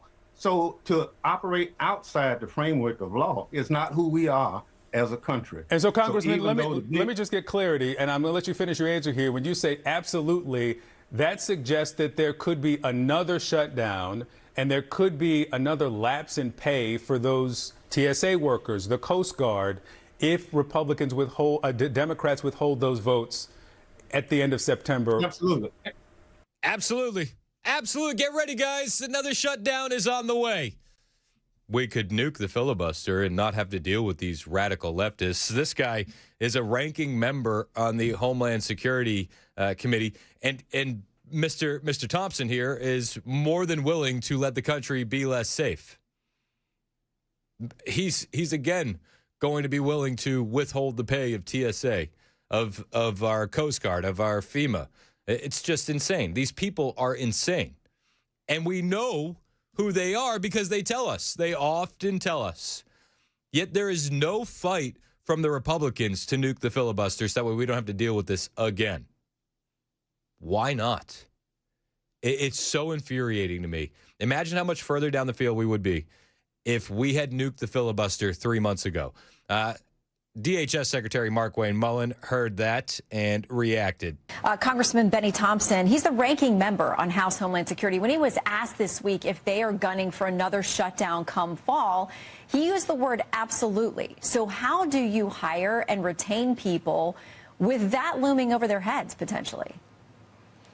Well, we can't argue with crazy. And for anybody that's a ranking member of Homeland that understands the threats, that I have been able to brief, been able to get to the SCIF, talk to people that want to listen about the real threats facing the Homeland, for him to say that as ranking member is reckless. Yep. And he's not actually doing his job. He's having more political theater because he's pandering to his base. Yep. Because Representative Thompson, he knows good and well the true threats that we deal with every single day in the Department of Homeland. And I sometimes, or Shannon, sometimes you just have to go around individuals like that because you can't argue with crazy, but we're still going to do our mission. And thank goodness we have people that believe in our mission. They're willing and wanting to come to work because protecting the Homeland, that is literally the greatest mission inside this nation we get to do is protect my yard and, by the way, even his yard. We need to nuke the filibuster. We need to. You heard DHS Secretary Markwayne Mullin there. You can't argue with crazy, yet it seems like that's all we're going to continue to do until we nuke this thing. And if the Democrats ever regain power, they would do it in a heartbeat, and then we would never be able to regain power again. They would make D.C. and Puerto Rico a state. They would stack the Supreme Court. 9 would go to 13. It would be insane. They would give amnesty to the 30 million illegal aliens that are here. This is their plan. This has always been their plan. That's the play. Why can't we nuke the filibuster to make the country more secure?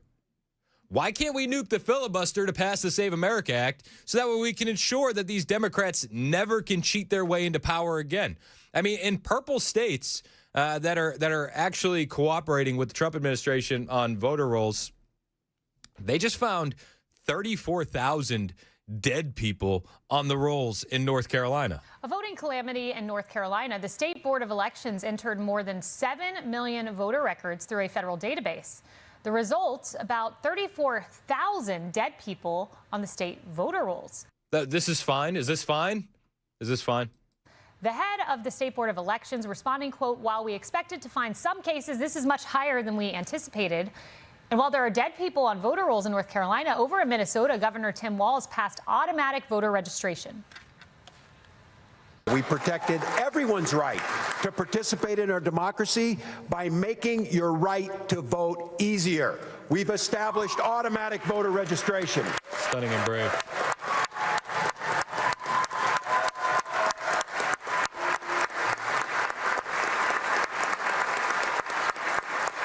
Voting is good. Voting is good. I mean, except if you're dead or an illegal alien, and that's bad. But the Democrats understand who they need to get in there to vote if they want to hold on to power. Voting is good. Voting is good. It's kind of the hallmark of democracy. And in California, voters will now get to decide in November whether voter ID is required in its future elections. I wish Congress had a plan like this. Oh, wait, they do what's called the Save America Act. But the only way to get that passed is if we nuke the filibuster. But Senate Republicans are too busy dragging their feet. There's not enough time. It's too hard. There's not enough votes. Nobody's willing to support this. I swear to you, it seems like the Senate Republicans would much rather be in the minority. So that way they could act like they're fighting. They could act like they're putting up a good fight, but never have to do anything. Am I wrong in thinking that? Let's go to Billy in Brentwood. Billy, how are you? Doing just fine, Chris. I believe that if they're before another government shut down, that they should establish laws on the book now to where if the ICE agents or DHS agents have to unmask, that if they are doxxed, it's a mandatory 10-year sentence for the person that doxes them. If they dox them and it caused them to be harmed, then it should be a mandatory 25-year sentence. And if they're doxed and for some reason it causes their death, they should serve the life sentence just like the person that did kill them, plus be civilly liable to that agent's family. I would be in favor of that. I'm not in favor of these guys having to demask, though. The Democrats would never make that deal for starters. But these ICE agents, their lives are clearly in danger. I mean, just over the weekend in Mamdani's socialist communist utopia of New York City, they were getting a detainee out of a hospital, and leftist protesters were losing their ever-loving minds surrounding our ICE agents and causing just a downright violent situation. These guys need to be protected at all costs. And it's not just the ICE agents. I mean, they're doxing their home addresses, their families, their kids in some cases. There's a reason why they're wearing masks. We need to nuke the filibuster and not let funding be an issue. We need to nuke the filibuster and get the Save America Act passed. That way we don't have to worry about Democrats cheating to win elections. And we should nuke the filibuster because we know if Democrats ever regain power, as of right now, everything that Donald Trump has done is via executive order can all be undone with the stroke of a pen. And you know what the Democrats will do when they get in power? Well, they'll nuke the filibuster. And again, I'm not saying this because that's a theory. I'm telling you this because they say it all the time. From the highest levels of the Democrat Party, Nancy Pelosi on downwards. Even over the weekend, Eric Holder is on MS Now. We don't say MSNBC. We don't dead name on the Chris Hand Show. But Eric Holder is on MS Now, and he's saying, when we get power, we got to use it. We got to use it. Got out of the House of Representatives the last time, didn't pass the Senate because you couldn't get past the filibuster, largely because Senators Manchin and Sinema decided that they did not want to vote to reform the rules. Again, just to point out, they've already tried it. And Manchin and Sinema stopped it. They're not here anymore. They've been replaced. There are more far-left radicals in Congress than there were the last time. And so the next time there is that ability by Democrats, if we have the presidency as well as the House and the Senate, that use that power. One of the things that just kind of gets me is that progressives and Democrats have a reluctance, an uncomfortability with the acquisition and the use of power. Oh, do they? And Republicans don't have those problems. Conservatives don't have those problems. And so the next time we have that power, we need to use it, not for the special interests, as Republicans have done, but in service to the American people. I mean, it's just total projection. Like, what did we see the last time that the Democrats were in power? Forced vaccinations and just total social media censorship. They don't use the power. They didn't weaponize the Justice Department by any stretch of the imagination. Meanwhile, Republicans don't have any fear of using that power. It's like we have the House, the Senate, the presidency, the Supreme Court. Can't get anything done. Not a lick. Everything is done via executive order. Donald Trump heard that over the weekend, and he posted this on True Social. So ironic that crying Chuck Schumer and Democrats are hiring sleazebags like Barack Hussein Obama's crooked former Attorney General, Eric Holder, and others of that ilk to look into voter integrity when this same group of human garbage rigged the 2020 presidential election. Nailed it. Get tough, Republicans. They're coming, and they're coming fast. They're no good for our country. They almost destroyed it, and we don't want to let that happen again. These are highly dishonest people who are in many ways treasonous. Fact check true. And that they are trying to destabilize the United States of America in what some would call a war. Republicans must terminate the filibuster and approve all the necessary safeguards we need for elections to protect the American public during the upcoming midterms. Make America great again. President Donald J. Trump. Again, the man is calling for you to nuke the filibuster. Where is the fight from the Republican Party? You can be frustrated with a lot of things in this country. I think one of the things I'm most frustrated with about right now today is the lack of fight that we're getting from Senate Republicans. Tell me if I'm wrong. Tell me when they fought. Senate Republicans suck. They do. They do. And we're tired of it. We're going after some of the rhinos. There are some people out there doing good work. One of them is Scott Pressler. He went to Alaska over the weekend, and he's putting pressure on Senator Lisa Murkowski. And he wants her to get in the fight and demand proof of citizenship to vote, demand that Save America Act gets passed. Hey everybody, this is Scott Pressler. I'm here with Jenny Beth Martin, and we are in Fairbanks, Alaska, because respectfully and peacefully, we must put pressure on Senator Murkowski to do the right thing. We demand proof of citizenship. We demand photo voter ID, and 84% of Americans want the Save America Act. There's energy on the ground to pass the Save America Act. The voters want the Save America Act passed. It just seems like the rhinos aren't willing to safeguard America's elections. Scott Pressler also had some things to say about John Cornyn, the esteemed dance partner of Jasmine Crockett. We'll bring you that when we get back. It's 10:51 on Super Talk 99.7 WTN.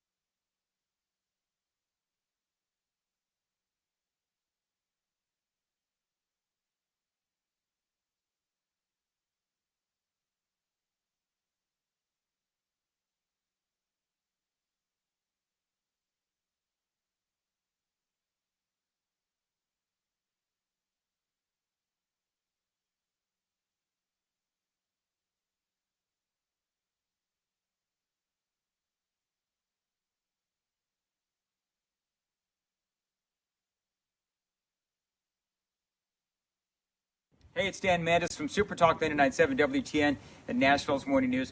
I'm here with Chris from USS, United Structural Systems. He's checking out my basement, my foundation, my crawl space to see if there's anything wrong. Fingers crossed.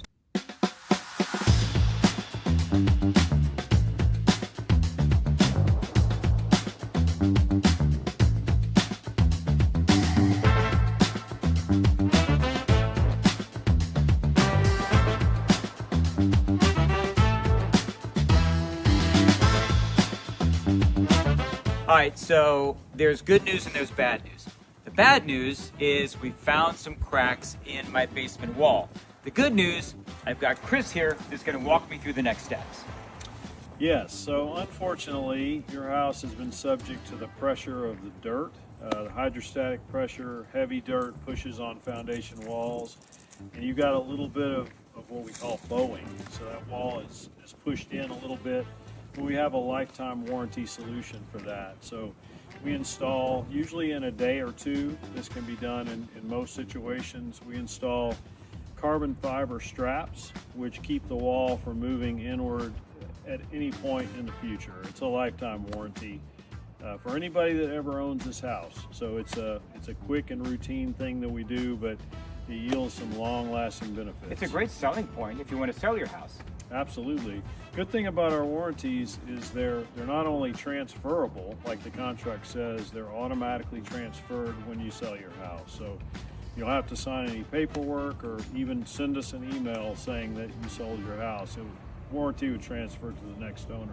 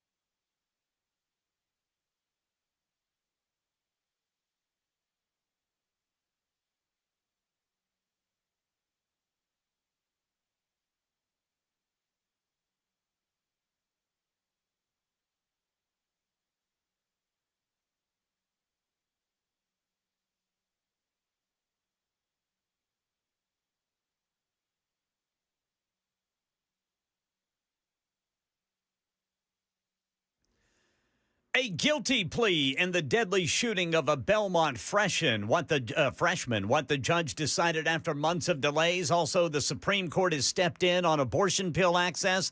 All these stories and more coming up at 11 on Super Talk 99.7 WTN. The abortion pill story is a huge win for the pro-life movement. Looking forward to that story in the headlines with Ken Weaver on the way in less than 5 minutes. My name is Chris Hand. The show is brought to you by our friends at Better Water LLC. You can listen to us all over the place, all the apps, the FM dial. You can watch the show as well on YouTube and Rumble. Smash the subscribe button. Help us grow the digital footprint of the radio station. We appreciate you doing so. Hey, remember this? To this person, I make a promise right here and now. If Senate Majority Leader Thune does not pass the Save America Act, then I am going to Texas. Senate Majority Leader Thune wants to protect John Cornyn in the Senate, the incumbent. And the May 26th primary Senate runoff is coming up. So everybody in Texas, you have the opportunity. If Thune isn't going to give us what we want, then we are going to take away what he has. And in Louisiana, you have Senator Cassidy, who is up for election on Tuesday, November 3rd, 2026. If he doesn't get 50% of the vote, it goes to a runoff in December. And just so this person knows, with my platform, this year I've already been to Indiana, Florida, Pennsylvania, Utah to help with redistricting. I'm going to Indiana for the Cinco de Mayo primary. I've been going to Virginia for the April 21st referendum. I hope people vote no. We have a primary in Pennsylvania on May 19th. So no, I promise you, I am using my platform, and I'm probably respectfully one of the only influencers on the ground doing the actual boots on the ground work. So you have my commitment that I'm going to continue putting in that work. I love Scott Presser. He hasn't been successful everywhere, let's be perfectly honest. But he's now going to Texas, posting on X yesterday. So far, I've kept my promise. I'm asking every Republican to vote for Ken Paxton in the Senate runoff on Tuesday, May 26th. And this is a big deal. I mean, the Senate Republicans, they want to protect John Cornyn to the tune of $95 million. They have invested in that race to get him over the hump when it comes to his primary with Ken Paxton. It does look like it's going to be in a losing effort. The Senate Republicans at the same time only invested $20 million in the referendum in the Commonwealth of Virginia in that redistricting war. The Senate Republicans are the worst. They're the worst. At least the Democrats tell us that they hate us, right? The Democrats don't hide their hand. They let you know what time it is. The Senate Republicans, though, they're insane. They're insane. They don't have any fight, and it's infuriating. Meanwhile, Ken Paxton, the guy that's challenging John Cornyn, he keeps fighting in Texas, and he is working currently to legally crack down on Chinese and foreign birthright tourism centers in the state of Texas. It's clearly not just happening in Texas, and this may not be the only instance that we have in Texas. It's just the first one that we have found. And fortunately, we had some tools that allowed us to uncover this. And final question for you here. You know, as you look at this is the first one you found. They've been operating for 10 decades. So this is the first case of its kind. Have you heard about a similar prosecution in another state, or could this be the first one in the nation? I have not heard it, and it's actually been going on for 20 years that wow. we know of. So no, I have not heard about it in any other state. It wasn't like we had, got some information from somewhere else. We just kind of stumbled upon it. That's the kind of fight that you get from Ken Paxton. If you got a friend in Texas, let them know that that's the kind of fight that we need in the Senate. Their primary on the way, Tuesday, May 26th. Again, text your friends, call them. We do have a very, very unique position here in Tennessee with the amount of transplants in this state that we can stretch those tentacles out and we can reach others in a way that some other states can't. So call your friends if they're in Texas. Let them know, vote Paxton, because the rhinos, they got to go. It's 11 o'clock on Super Talk 99.7 WTN.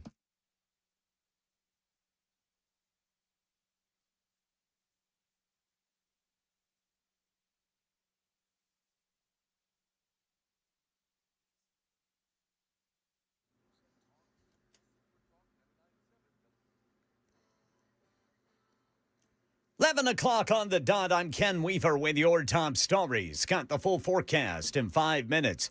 Shaquille Taylor has pleaded guilty to second-degree murder in the killing of a Belmont University student Prosecutors say Taylor fired at a car in November of 2023, and a stray bullet struck freshman Jillian Ludwig as she was walking near campus. Taylor also pleaded guilty to aggravated assault with a firearm.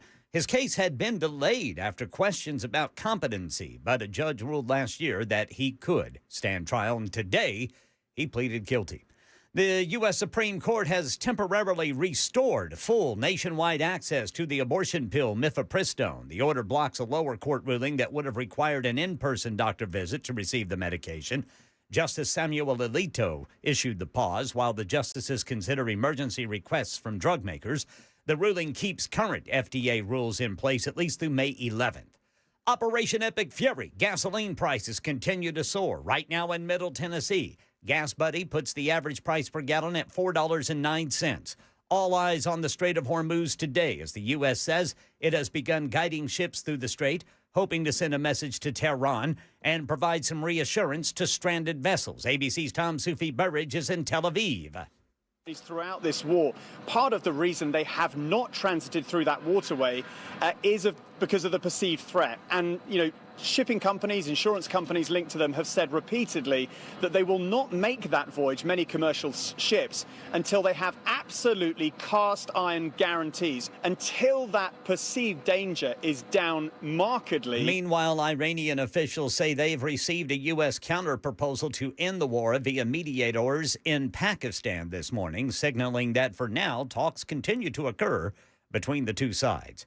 Tennessee lawmakers being called back to Nashville this week as Republicans consider redrawing the state's congressional map. The move follows the U.S. Supreme Court ruling that says race cannot be the reason for redrawing congressional maps under the Voting Rights Act. Republicans targeting the Memphis-based 9th District, Tennessee's only Democratic-held House seat. Democrats argued changing district lines this close to the August primary could violate state election law and end up in court. And that's exactly what ABC News political director Avery Harper says is going to happen. This is going to be something that we're going to have to track and see exactly what happens. I think particularly in the South, you're going to have states that are going to be trying to test just how far they can take this new legal standard. Every single move is going to be challenged in court, so this is going to be a lot of litigation. That's the latest news. Weather is next. I'm Ken Weaver, WTN News.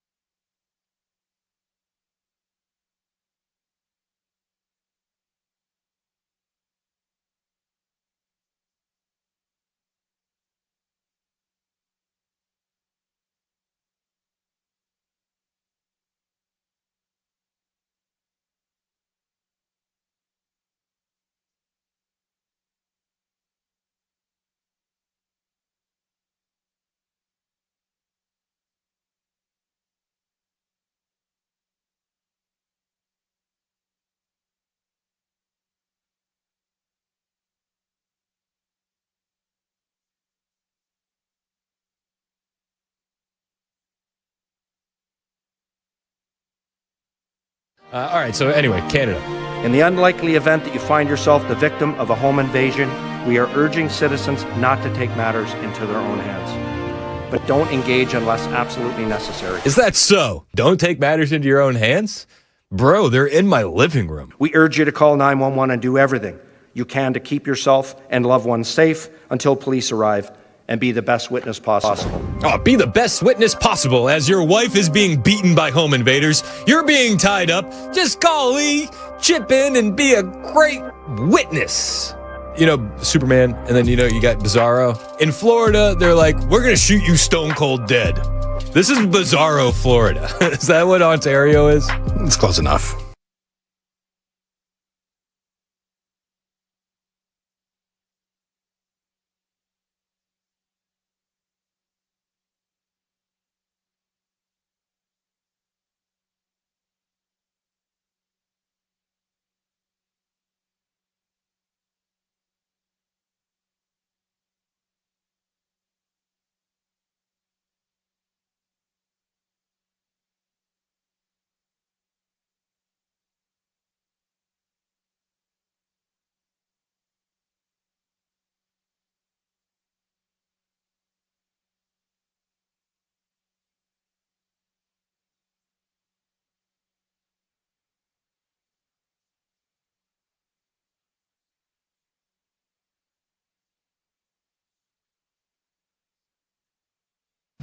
It's 6 minutes past the hour on Super Talk 99.7 WTN. My name is Chris Hand. Hey, how are you? The show's brought to you by our friends at Better Water LLC.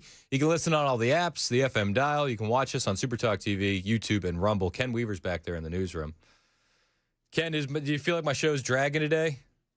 So I've been celebrating that nincompoops in the news win all weekend, celebrating hard. So you didn't tell me. I was going to ask you during the first break, but you took on the victory? I basically cleaned up just in the early voting period. Do you think it was biased because people wanted you to win? No, I think that everybody knew that I was going to bring heat. You were the champ. And I did bring heat, and I got to celebrate all weekend long. I had way too much sparkling cider.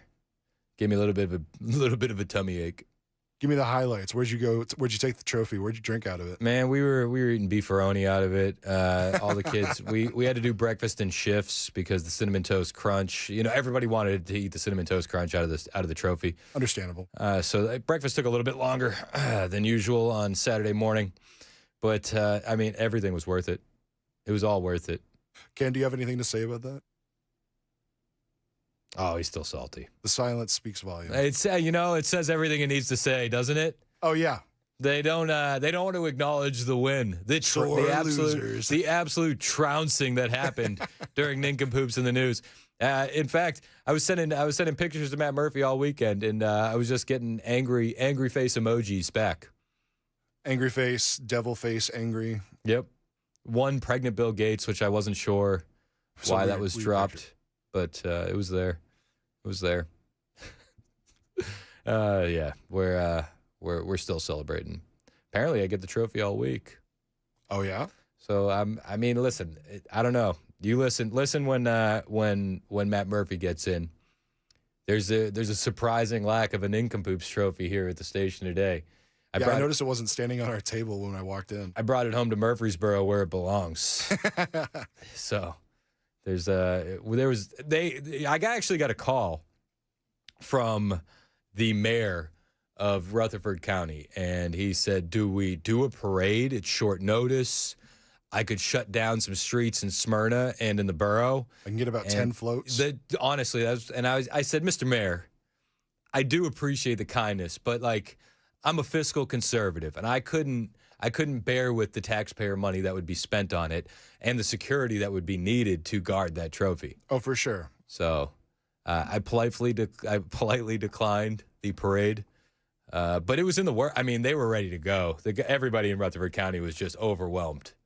Tears of joy. You turned down the parade, obviously, but did you accept the key to the city? I did. I did accept the key to the city. And I still noticed that nothing from Ken back there. It was so salty. Understandable. Salty. Yeah, I mean, everybody Andrea texted, and she's right. Everyone should ask Matt where the trophy is when he starts at 3 o'clock. Where's that trophy? Blow up the lines. Where's the phone lines will be open. Ask him where the trophy is. Ask him how he's feeling. Appointment listening for the loss that stung their show. And you know what? They worked. Those guys, they colluded. You want to talk about collusion? They colluded against me, but it was too big to rig.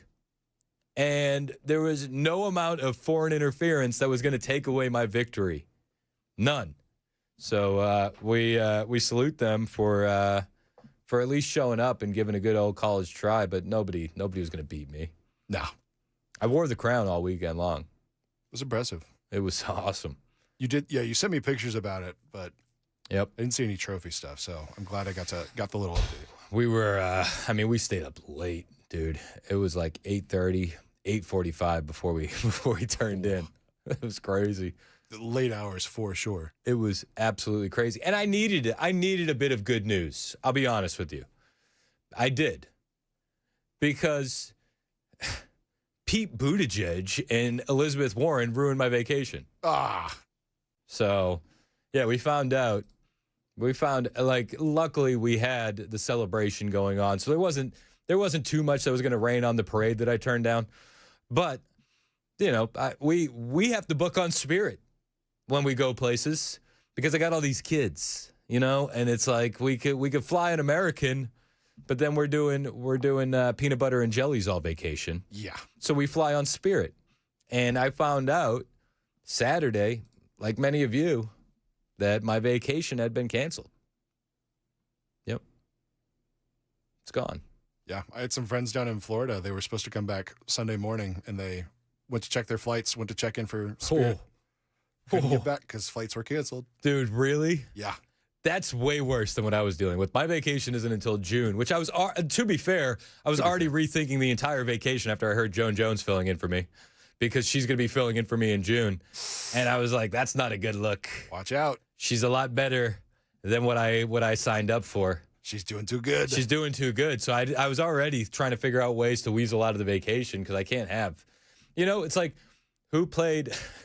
Who was the designated or who played first base before Lou Gehrig? Who was on first? Nobody knows. Nobody knows, because he never played again after he took that day off. So I was very nervous, and it was like that was a silver lining, because I was already looking for ways to get out of my vacation.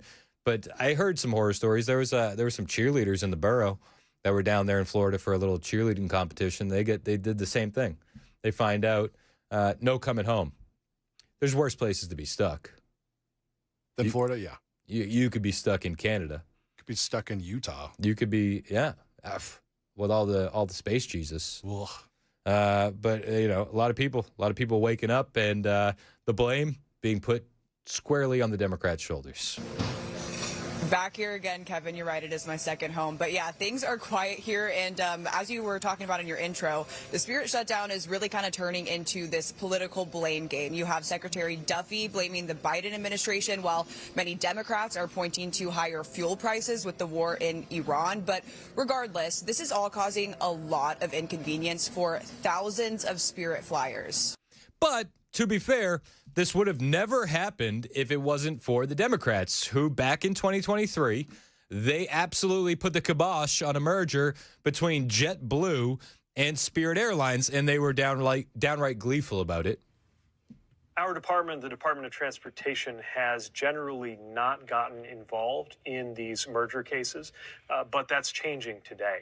It is so important to make sure that passengers have choices, that they have access to low fares, that they have access to competition, and yet we've seen less and less and less of that competition over the years. We are taking a step that, again, is unusual in terms of recent years, but we think is the right thing to do, supporting the DOJ's lawsuit and independently using our own authorities, which are a little bit different from the DOJ, starting our own investigation and taking other actions. That was Biden's Department of Transportation Secretary Pete Buttigieg taking a break from complaining about racist bridges to talk about and downright brag about stopping the merger from Spirit Airlines and JetBlue. Now, I mean, listen, two things can be true at the same time. The fuel costs, I'm sure, didn't hurt the conversation within Spirit, but the people that were stuck at the airport, not exactly happy. It was pretty shocking. We woke up and saw all the flights were canceled. So it's a real bummer. I know sometimes they have the best prices to get throughout the U.S. or good vacation spots. I'm very upset with you guys because I've been flying with Spirit for a while. And for you guys to do this within hours of my flight, very unacceptable. I think it's really bad. It's stressful for a lot of people, obviously, but I just really hope that everything goes well and we get home. Yeah, well, no, you're not getting home on Spirit. I'm not going anywhere on Spirit. I was looking at the prices. I'm already just like, please, Mr. President, reconsider. Bail them out. $500 million. Like, come on, guy. What's the big deal? Just bail. What's $500 million between friends? Save my vacation, if you will. Please, sir, save my vacation. Transportation Secretary Duffy did confirm that it was Buttigieg and Pocahontas, Elizabeth Warren, that really do deserve a lot of the blame for the utter disaster that became Spirit Airlines and stopping that merger that could have saved the airline. Spirit tried to merge with JetBlue. The Joe Biden, Pete Buttigieg administration and DOJ tanked that deal. Immediately after that, they filed for bankruptcy. They were having financial problems. Martha, They filed for bankruptcy again last year. They were bleeding money. And so this was in the works for some time. They were going to have to liquidate. And so, again, I'm proud of the American Airlines that have stepped up to take care of the passengers of Spirit, making sure they can get home. The employees of Spirit have special access to apply for jobs with other American airlines. So, again, I've stepped in, worked with the CEOs, and, again, this could have been chaotic. And under this administration, President Trump's leadership, there isn't chaos. There is actually a unified American approach to helping passengers and employees of Spirit navigate this crisis. Now, I do know that other airlines did step in. They honored some of the prices that were out there for people that were stuck to get home, which is, kudos to them, something that they didn't have to do. But it's just wild that we're still seeing ripple effects of the disastrous Biden regime. And this one led to tens of thousands being unemployed. Scott Bessent with Maria Bartiromo. Sure, Maria. So this is just more of the mess we inherited from the Biden administration. In September 2022, Elizabeth Warren, who loves to write letters, sent a letter to the Justice Department, to the Transport Department, saying that they should oppose the merger with Spirit Airlines. JetBlue wanted to buy them for $3.8 billion. It would have given them much more resiliency. And she and the Transportation Secretary Pete Buttigieg was probably the worst transportation secretary in history when he came to the office.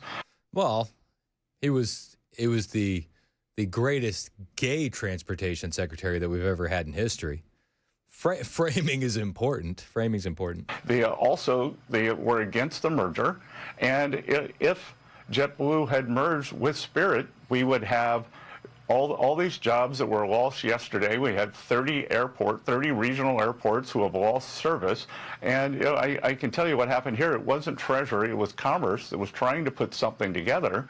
But the reason we were here was because the Biden administration opposed the merger. We shouldn't have been here in the first place. And it's funny because, this is the party of the working class, right? These are the Democrats. And they sent, 10,000 plus people to the unemployment line? You're really living up to that party of the working class motto, right? Chris Sununu weighed in. He's the Airlines for America president, and he went after Buttigieg and Warren for doing just that. I mean, you're hurting working class people when it comes to losing the cheap airfare, but on top of that, the thousands of jobs that have been lost. The opportunity that an airline like Spirit creates for those kind of working class customers, if you will. They have a lot of low fares, a lot of that point-to-point stuff that those consumers really relied on. They threw it away. They absolutely threw it away. They had the opportunity to make sure they could survive. They didn't want to look at the math. They didn't want to look at understand the business models.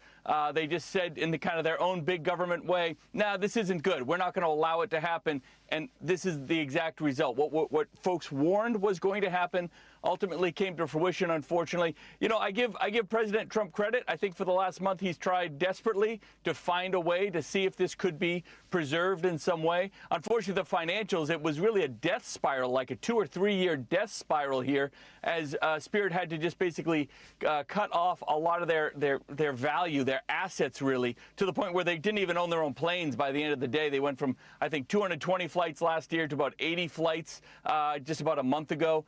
Yeah, listen, I mean, all jokes aside, I'm not a fan of bailouts. I don't think the government should have bailed out Spirit. I think the right thing to do was letting them go under. But you look at big government intervention 3 years ago in 2023, and you could say, what the hell was you guys' problem? Thousands of jobs now lost. That's not a good look at all. There was a company that was willing to step in and buy Spirit, merge, JetBlue. But nobody wanted to now. No, they didn't want to incur that kind of debt that they had on the books. So we lost an airline. RIP Spirit. Did you see the viral videos going around all weekend where it's like people fist fighting in the lines at Spirit and on the planes? I haven't seen that. Have you seen I've seen the videos of the guy trying to promote everybody to buy Spirit. Oh. Have you seen that? No, I've not seen that. Well, here, let's talk about fist fighting because that sounds a little more interesting. The fist fighting ones were awesome. They did the In the Arms of an Angel. Nice. And it was just fist fights. Is it customers fist fighting or is it? It was a bit of both. It was a bit of both. There was employees that would fist fight with each other as well. Nice. Yeah, I mean, listen. I mean, they're not employed anymore. Why do they care? We lost a good one. There's many memes, many viral videos. I mean, the meme value. I think that's something that needs to be quantified in the business assets.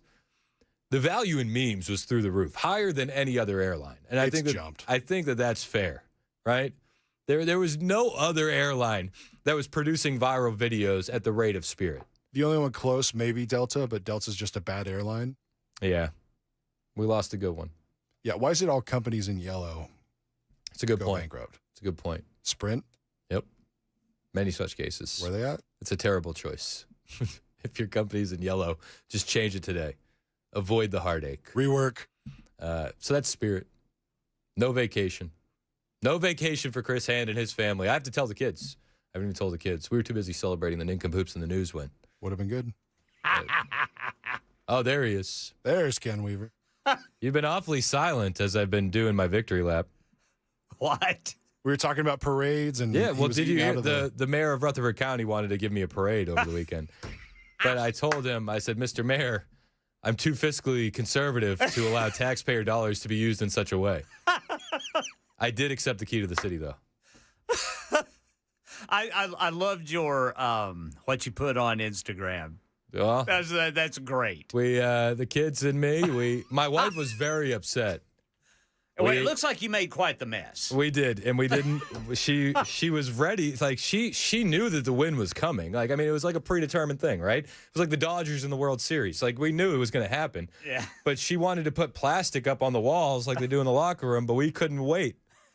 We started spraying the sparkling cider all over the kitchen. Very sticky, many ants. Now, what about the cereal? Yeah. Well, we had to do breakfast in shifts. Everybody wanted to eat Cinnamon Toast Crunch out of the trophy. It took us a little longer to get out the door, but it was well worth it. I can assure you of that. I can't wait. I'm gonna be quietly listening to the sad opener for Matt Murphy today. I'm sure it's gonna be one of the darkest days in the history of Murphy Show, because missing from the studio is the nincompoops in the news trophy and crown. It's in Rutherford County, Murfreesboro, where it belongs. And where it would stay if these guys weren't afraid of me competing again. But I had to, listen, I made a deal. We did it in a one-off, and I will never compete for that trophy again. It's 11:24, Super Talk 99.7 WTN.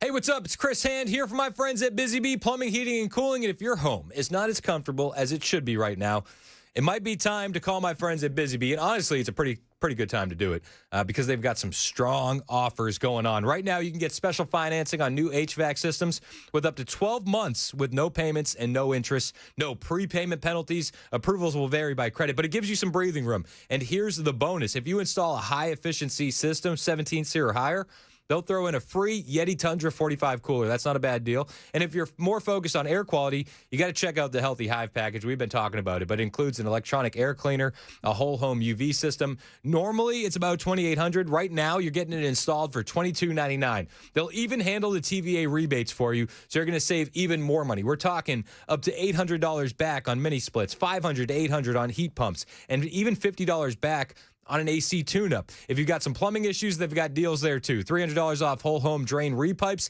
and $500 off water distribution repipes. So whether it's heating, cooling, or plumbing, my friends at Busy Bee Plumbing, Heating, and Cooling, they got you covered. 615-775-7833, 615-775-7833, or check them out online, busybeehvac.com.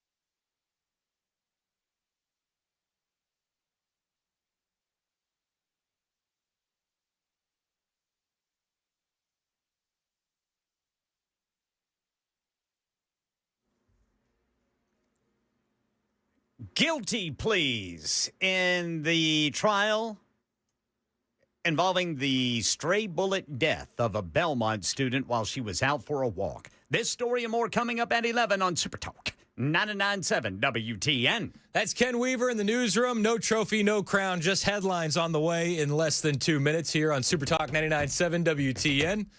My name is Chris Hand. Show's brought to you by Better Water LLC. But what? I can feel the anger fuming from Ken Weaver in the newsroom. I can feel it. I got a text here.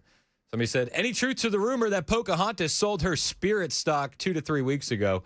I'm not seeing that. The airline filed for bankruptcy in November 2024 and August 2025. But in the 2024, when the judge shut down the merger agreement, I believe it was delisted from the stock exchange. So I don't see any proof that she sold her stock 2 weeks ago, like a lot of the online rumors are claiming. I wouldn't put it past her.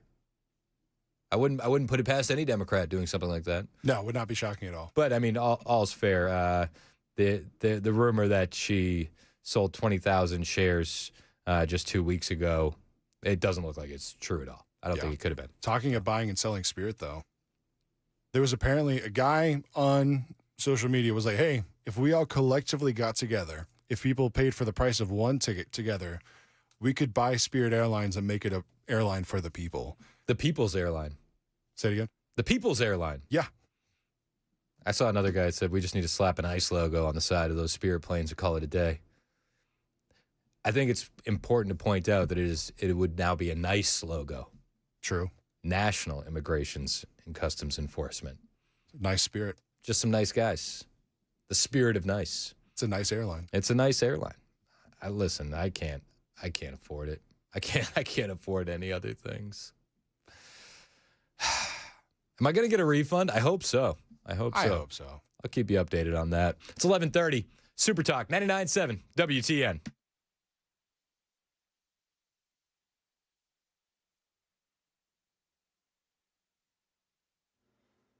I'm Ken Weaver with your top stories. Got the full forecast coming up in 5 minutes. The man accused of killing a Belmont student in 2023 has entered a guilty plea in Nashville this morning.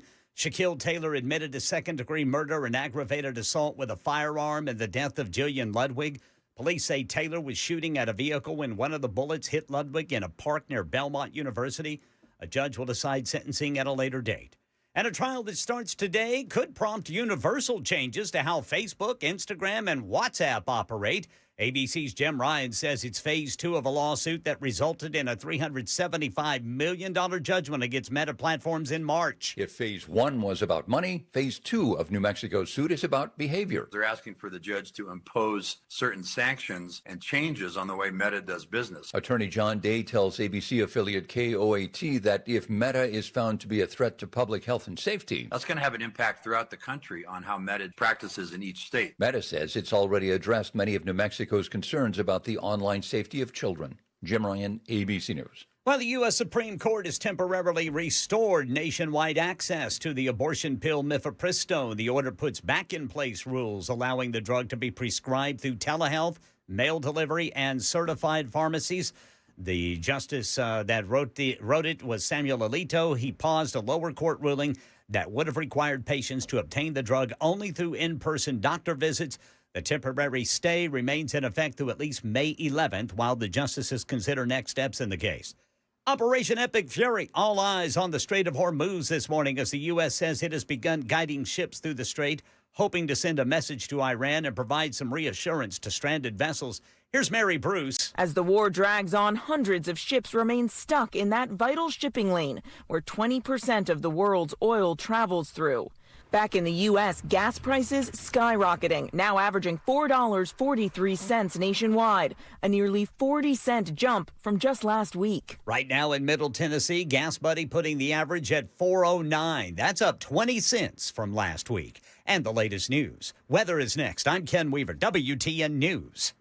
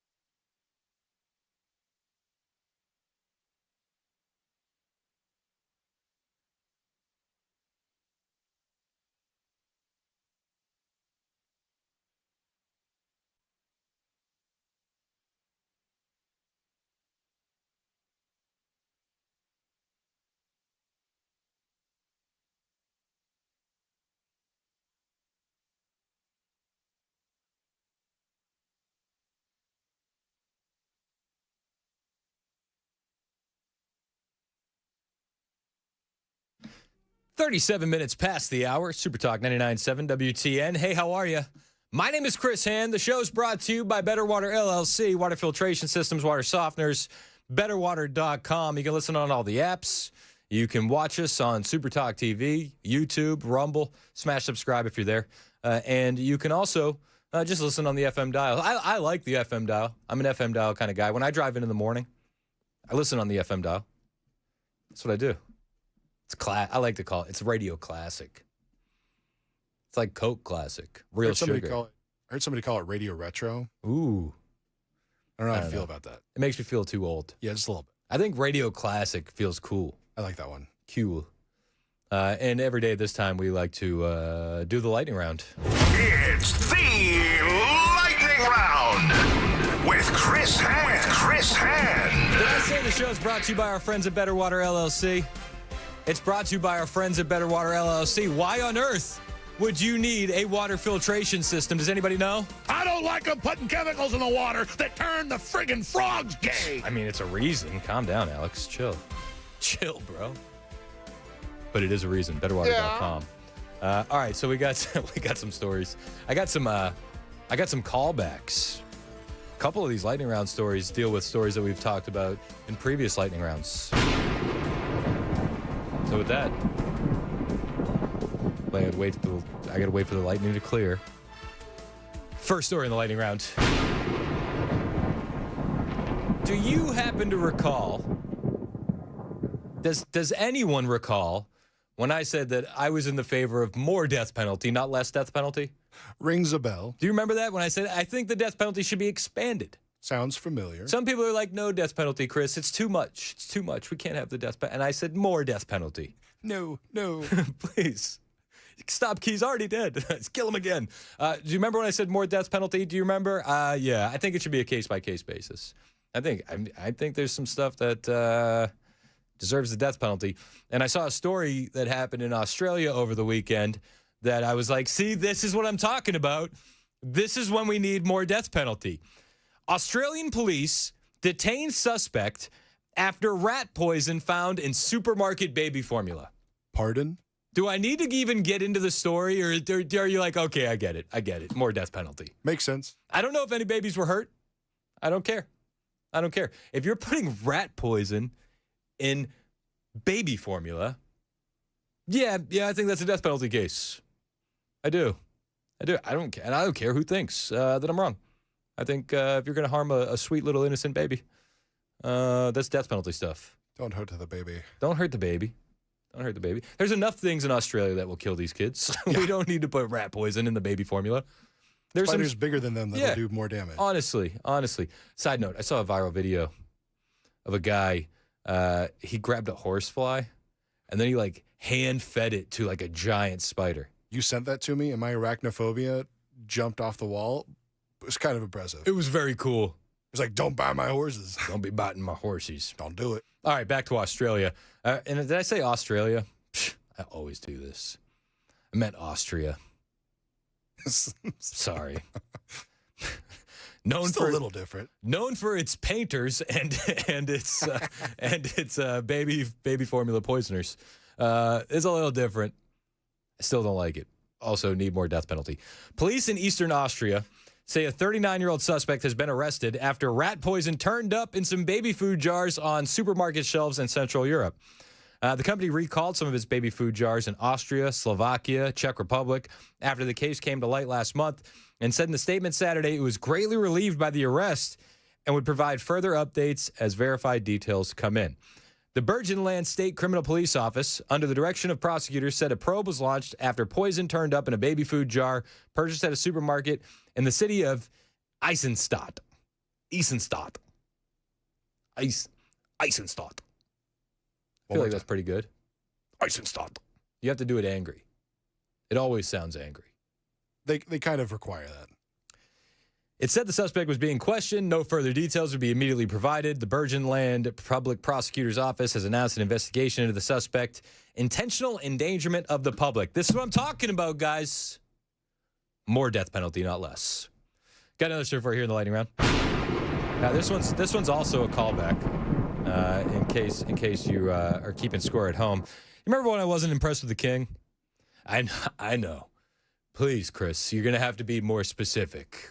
The King of England, he came to America and he said this. The Christian faith is a firm anchor and daily inspiration that... And I was like, oh, cool. You know, it's nice to say it. Thank you. But how about we put a little bit of money where your mouth is there, sir? Yeah, stop flapping gums. It's a lot of flapping gums over there. A lot of flapping gums. Well, I see this, and then a video's been going viral over the weekend, and I'm like, this is exactly what I'm talking about. So while the Christian faith is a firm anchor and guides us in England, at the same time, just a couple weeks ago, a street pastor was arrested for preaching the gospel on the streets of England. You can't make this stuff up. When I said that this guy is giving us lip service, that's exactly what I meant.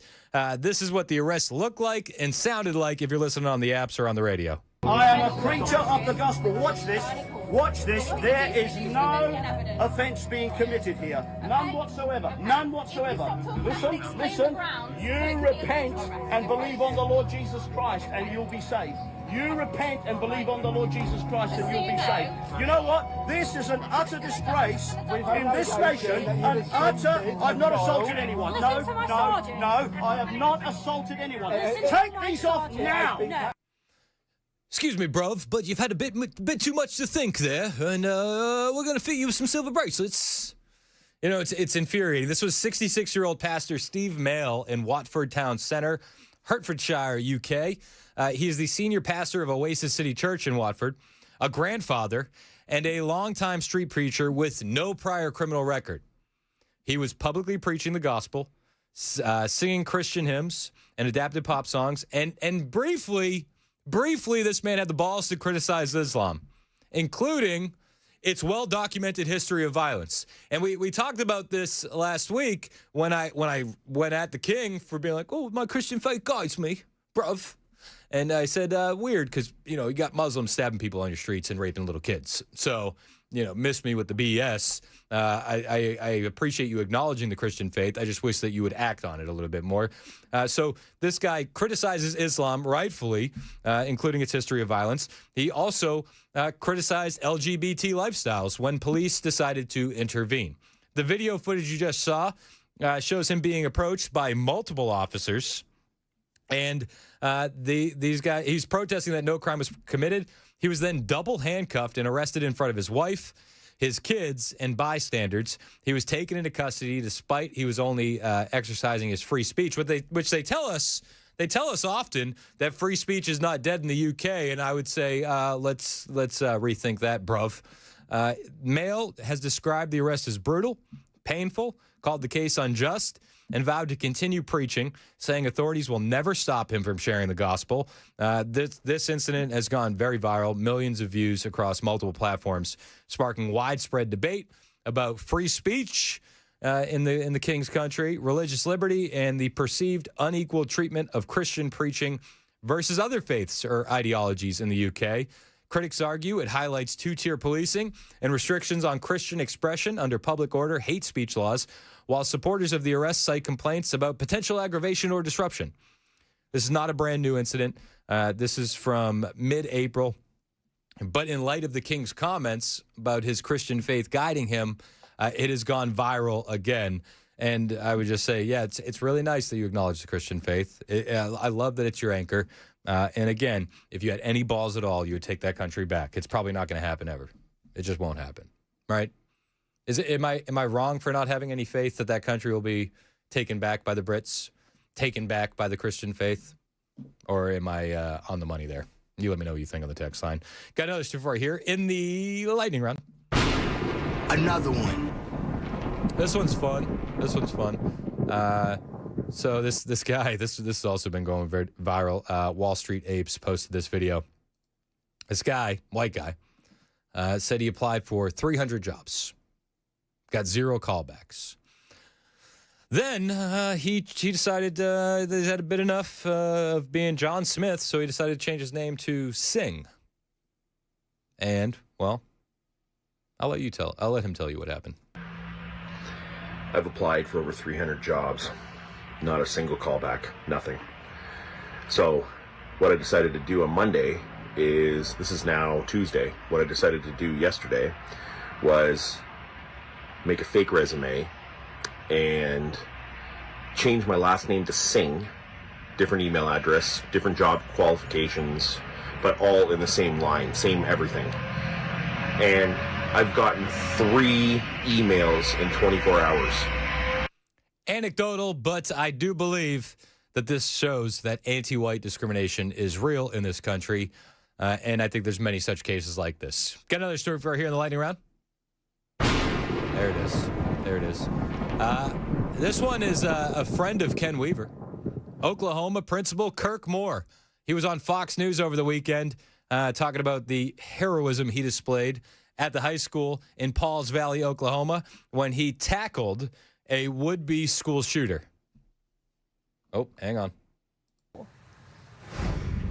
Thank you so much for joining me, all of you. Principal Moore, I want to start with you. You quite literally ran into the line of gunfire. What motivated you to do that? Well, it was a typical day, and to be real honest, there's no mistaking what the sound was. It was just very fortunate when I got through the door to the office, the proximity where he was close enough. There wasn't any thinking. It was just a blessing that he wasn't 10 or 12 feet away instead of 6. And Coach Chronister, you were there on that harrowing day. What did you observe? Well, I tried to open my door and observe Coach Moore tackling him and tried to get to him as quick as I could through that office door to be assistance to him. Yeah, and Coach Green, I'm reading some quotes from people who are eyewitnesses and people in your community. And one thing they said is there is no doubt that the actions of Principal Kirk Moore saved lives. Your thoughts, Coach Green? I mean, listen, he absolutely saved lives. He's an absolute badass hero. And I love that he's getting the recognition that he deserves nationwide. We need more strong men like this in positions of power. This guy was fearless, and he deserves all the flowers. Got another story for you here in the lightning round. Speaking of strong men, I think we can add another hero to the list. This one is Jacksonville, Florida police officer Antonio Richardson. This is just a crazy story. So he shows up to a scene at a bridge in Jacksonville, and a man was just about ready to jump and commit suicide. The police officer, Antonio Richardson, stepped in. He didn't grab him. He didn't, do anything forcefully. He asked if he could pray with him, and that changed everything. Whatever you're going through, man, you can get through it. No, listen, man, listen.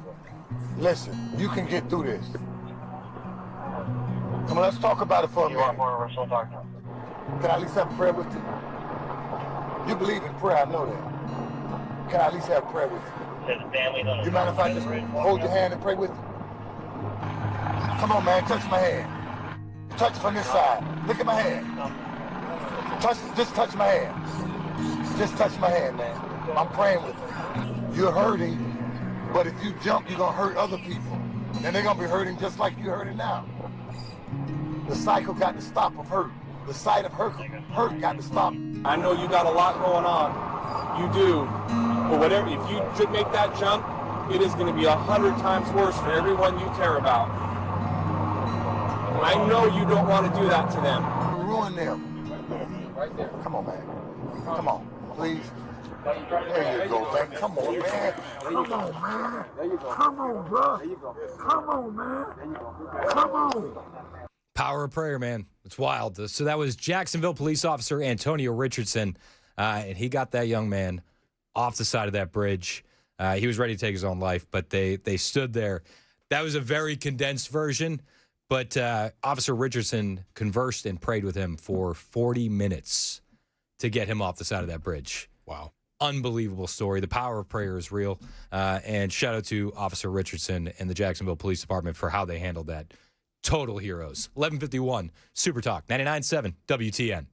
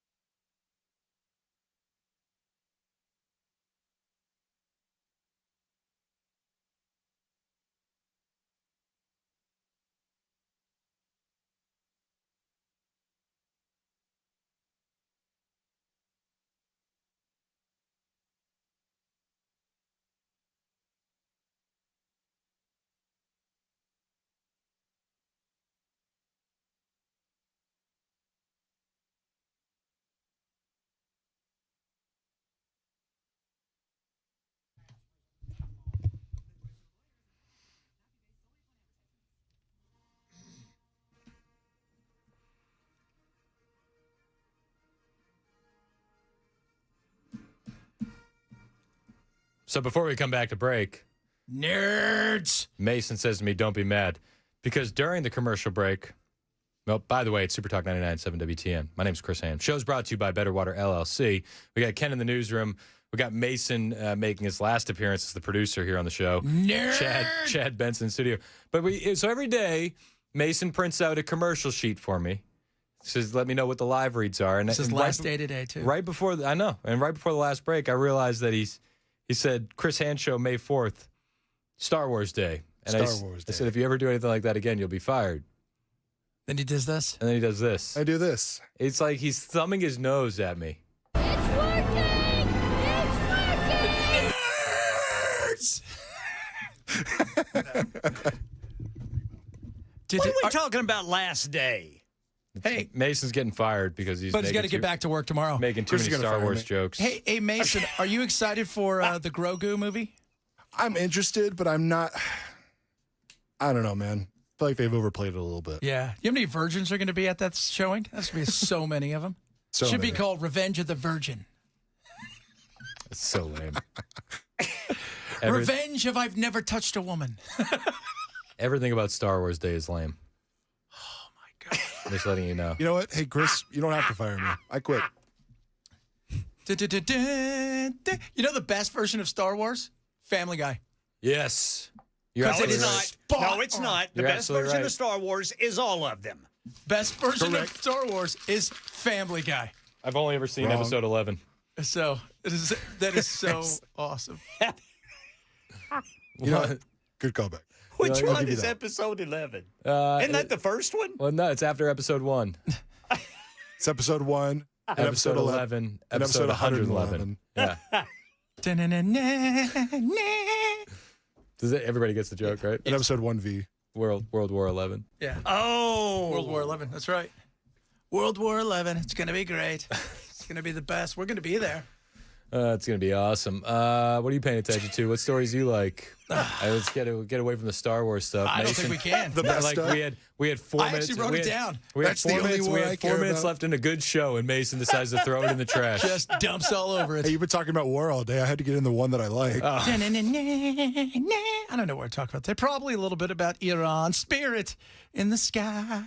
They ruined my vacation. That's where they go. Have you ever been on a Spirit? Oh yeah, I got too. 4 kids. I can't. I'm not flying American. Not flying Southwest. What do you think? What do you think? I'm made of money? What do you think of print money back here? Spirit's awesome. Everybody bring your own chairs. Yep. Hey, you know what? I judge airplanes by did I get there? Am I alive? We're good. We're good.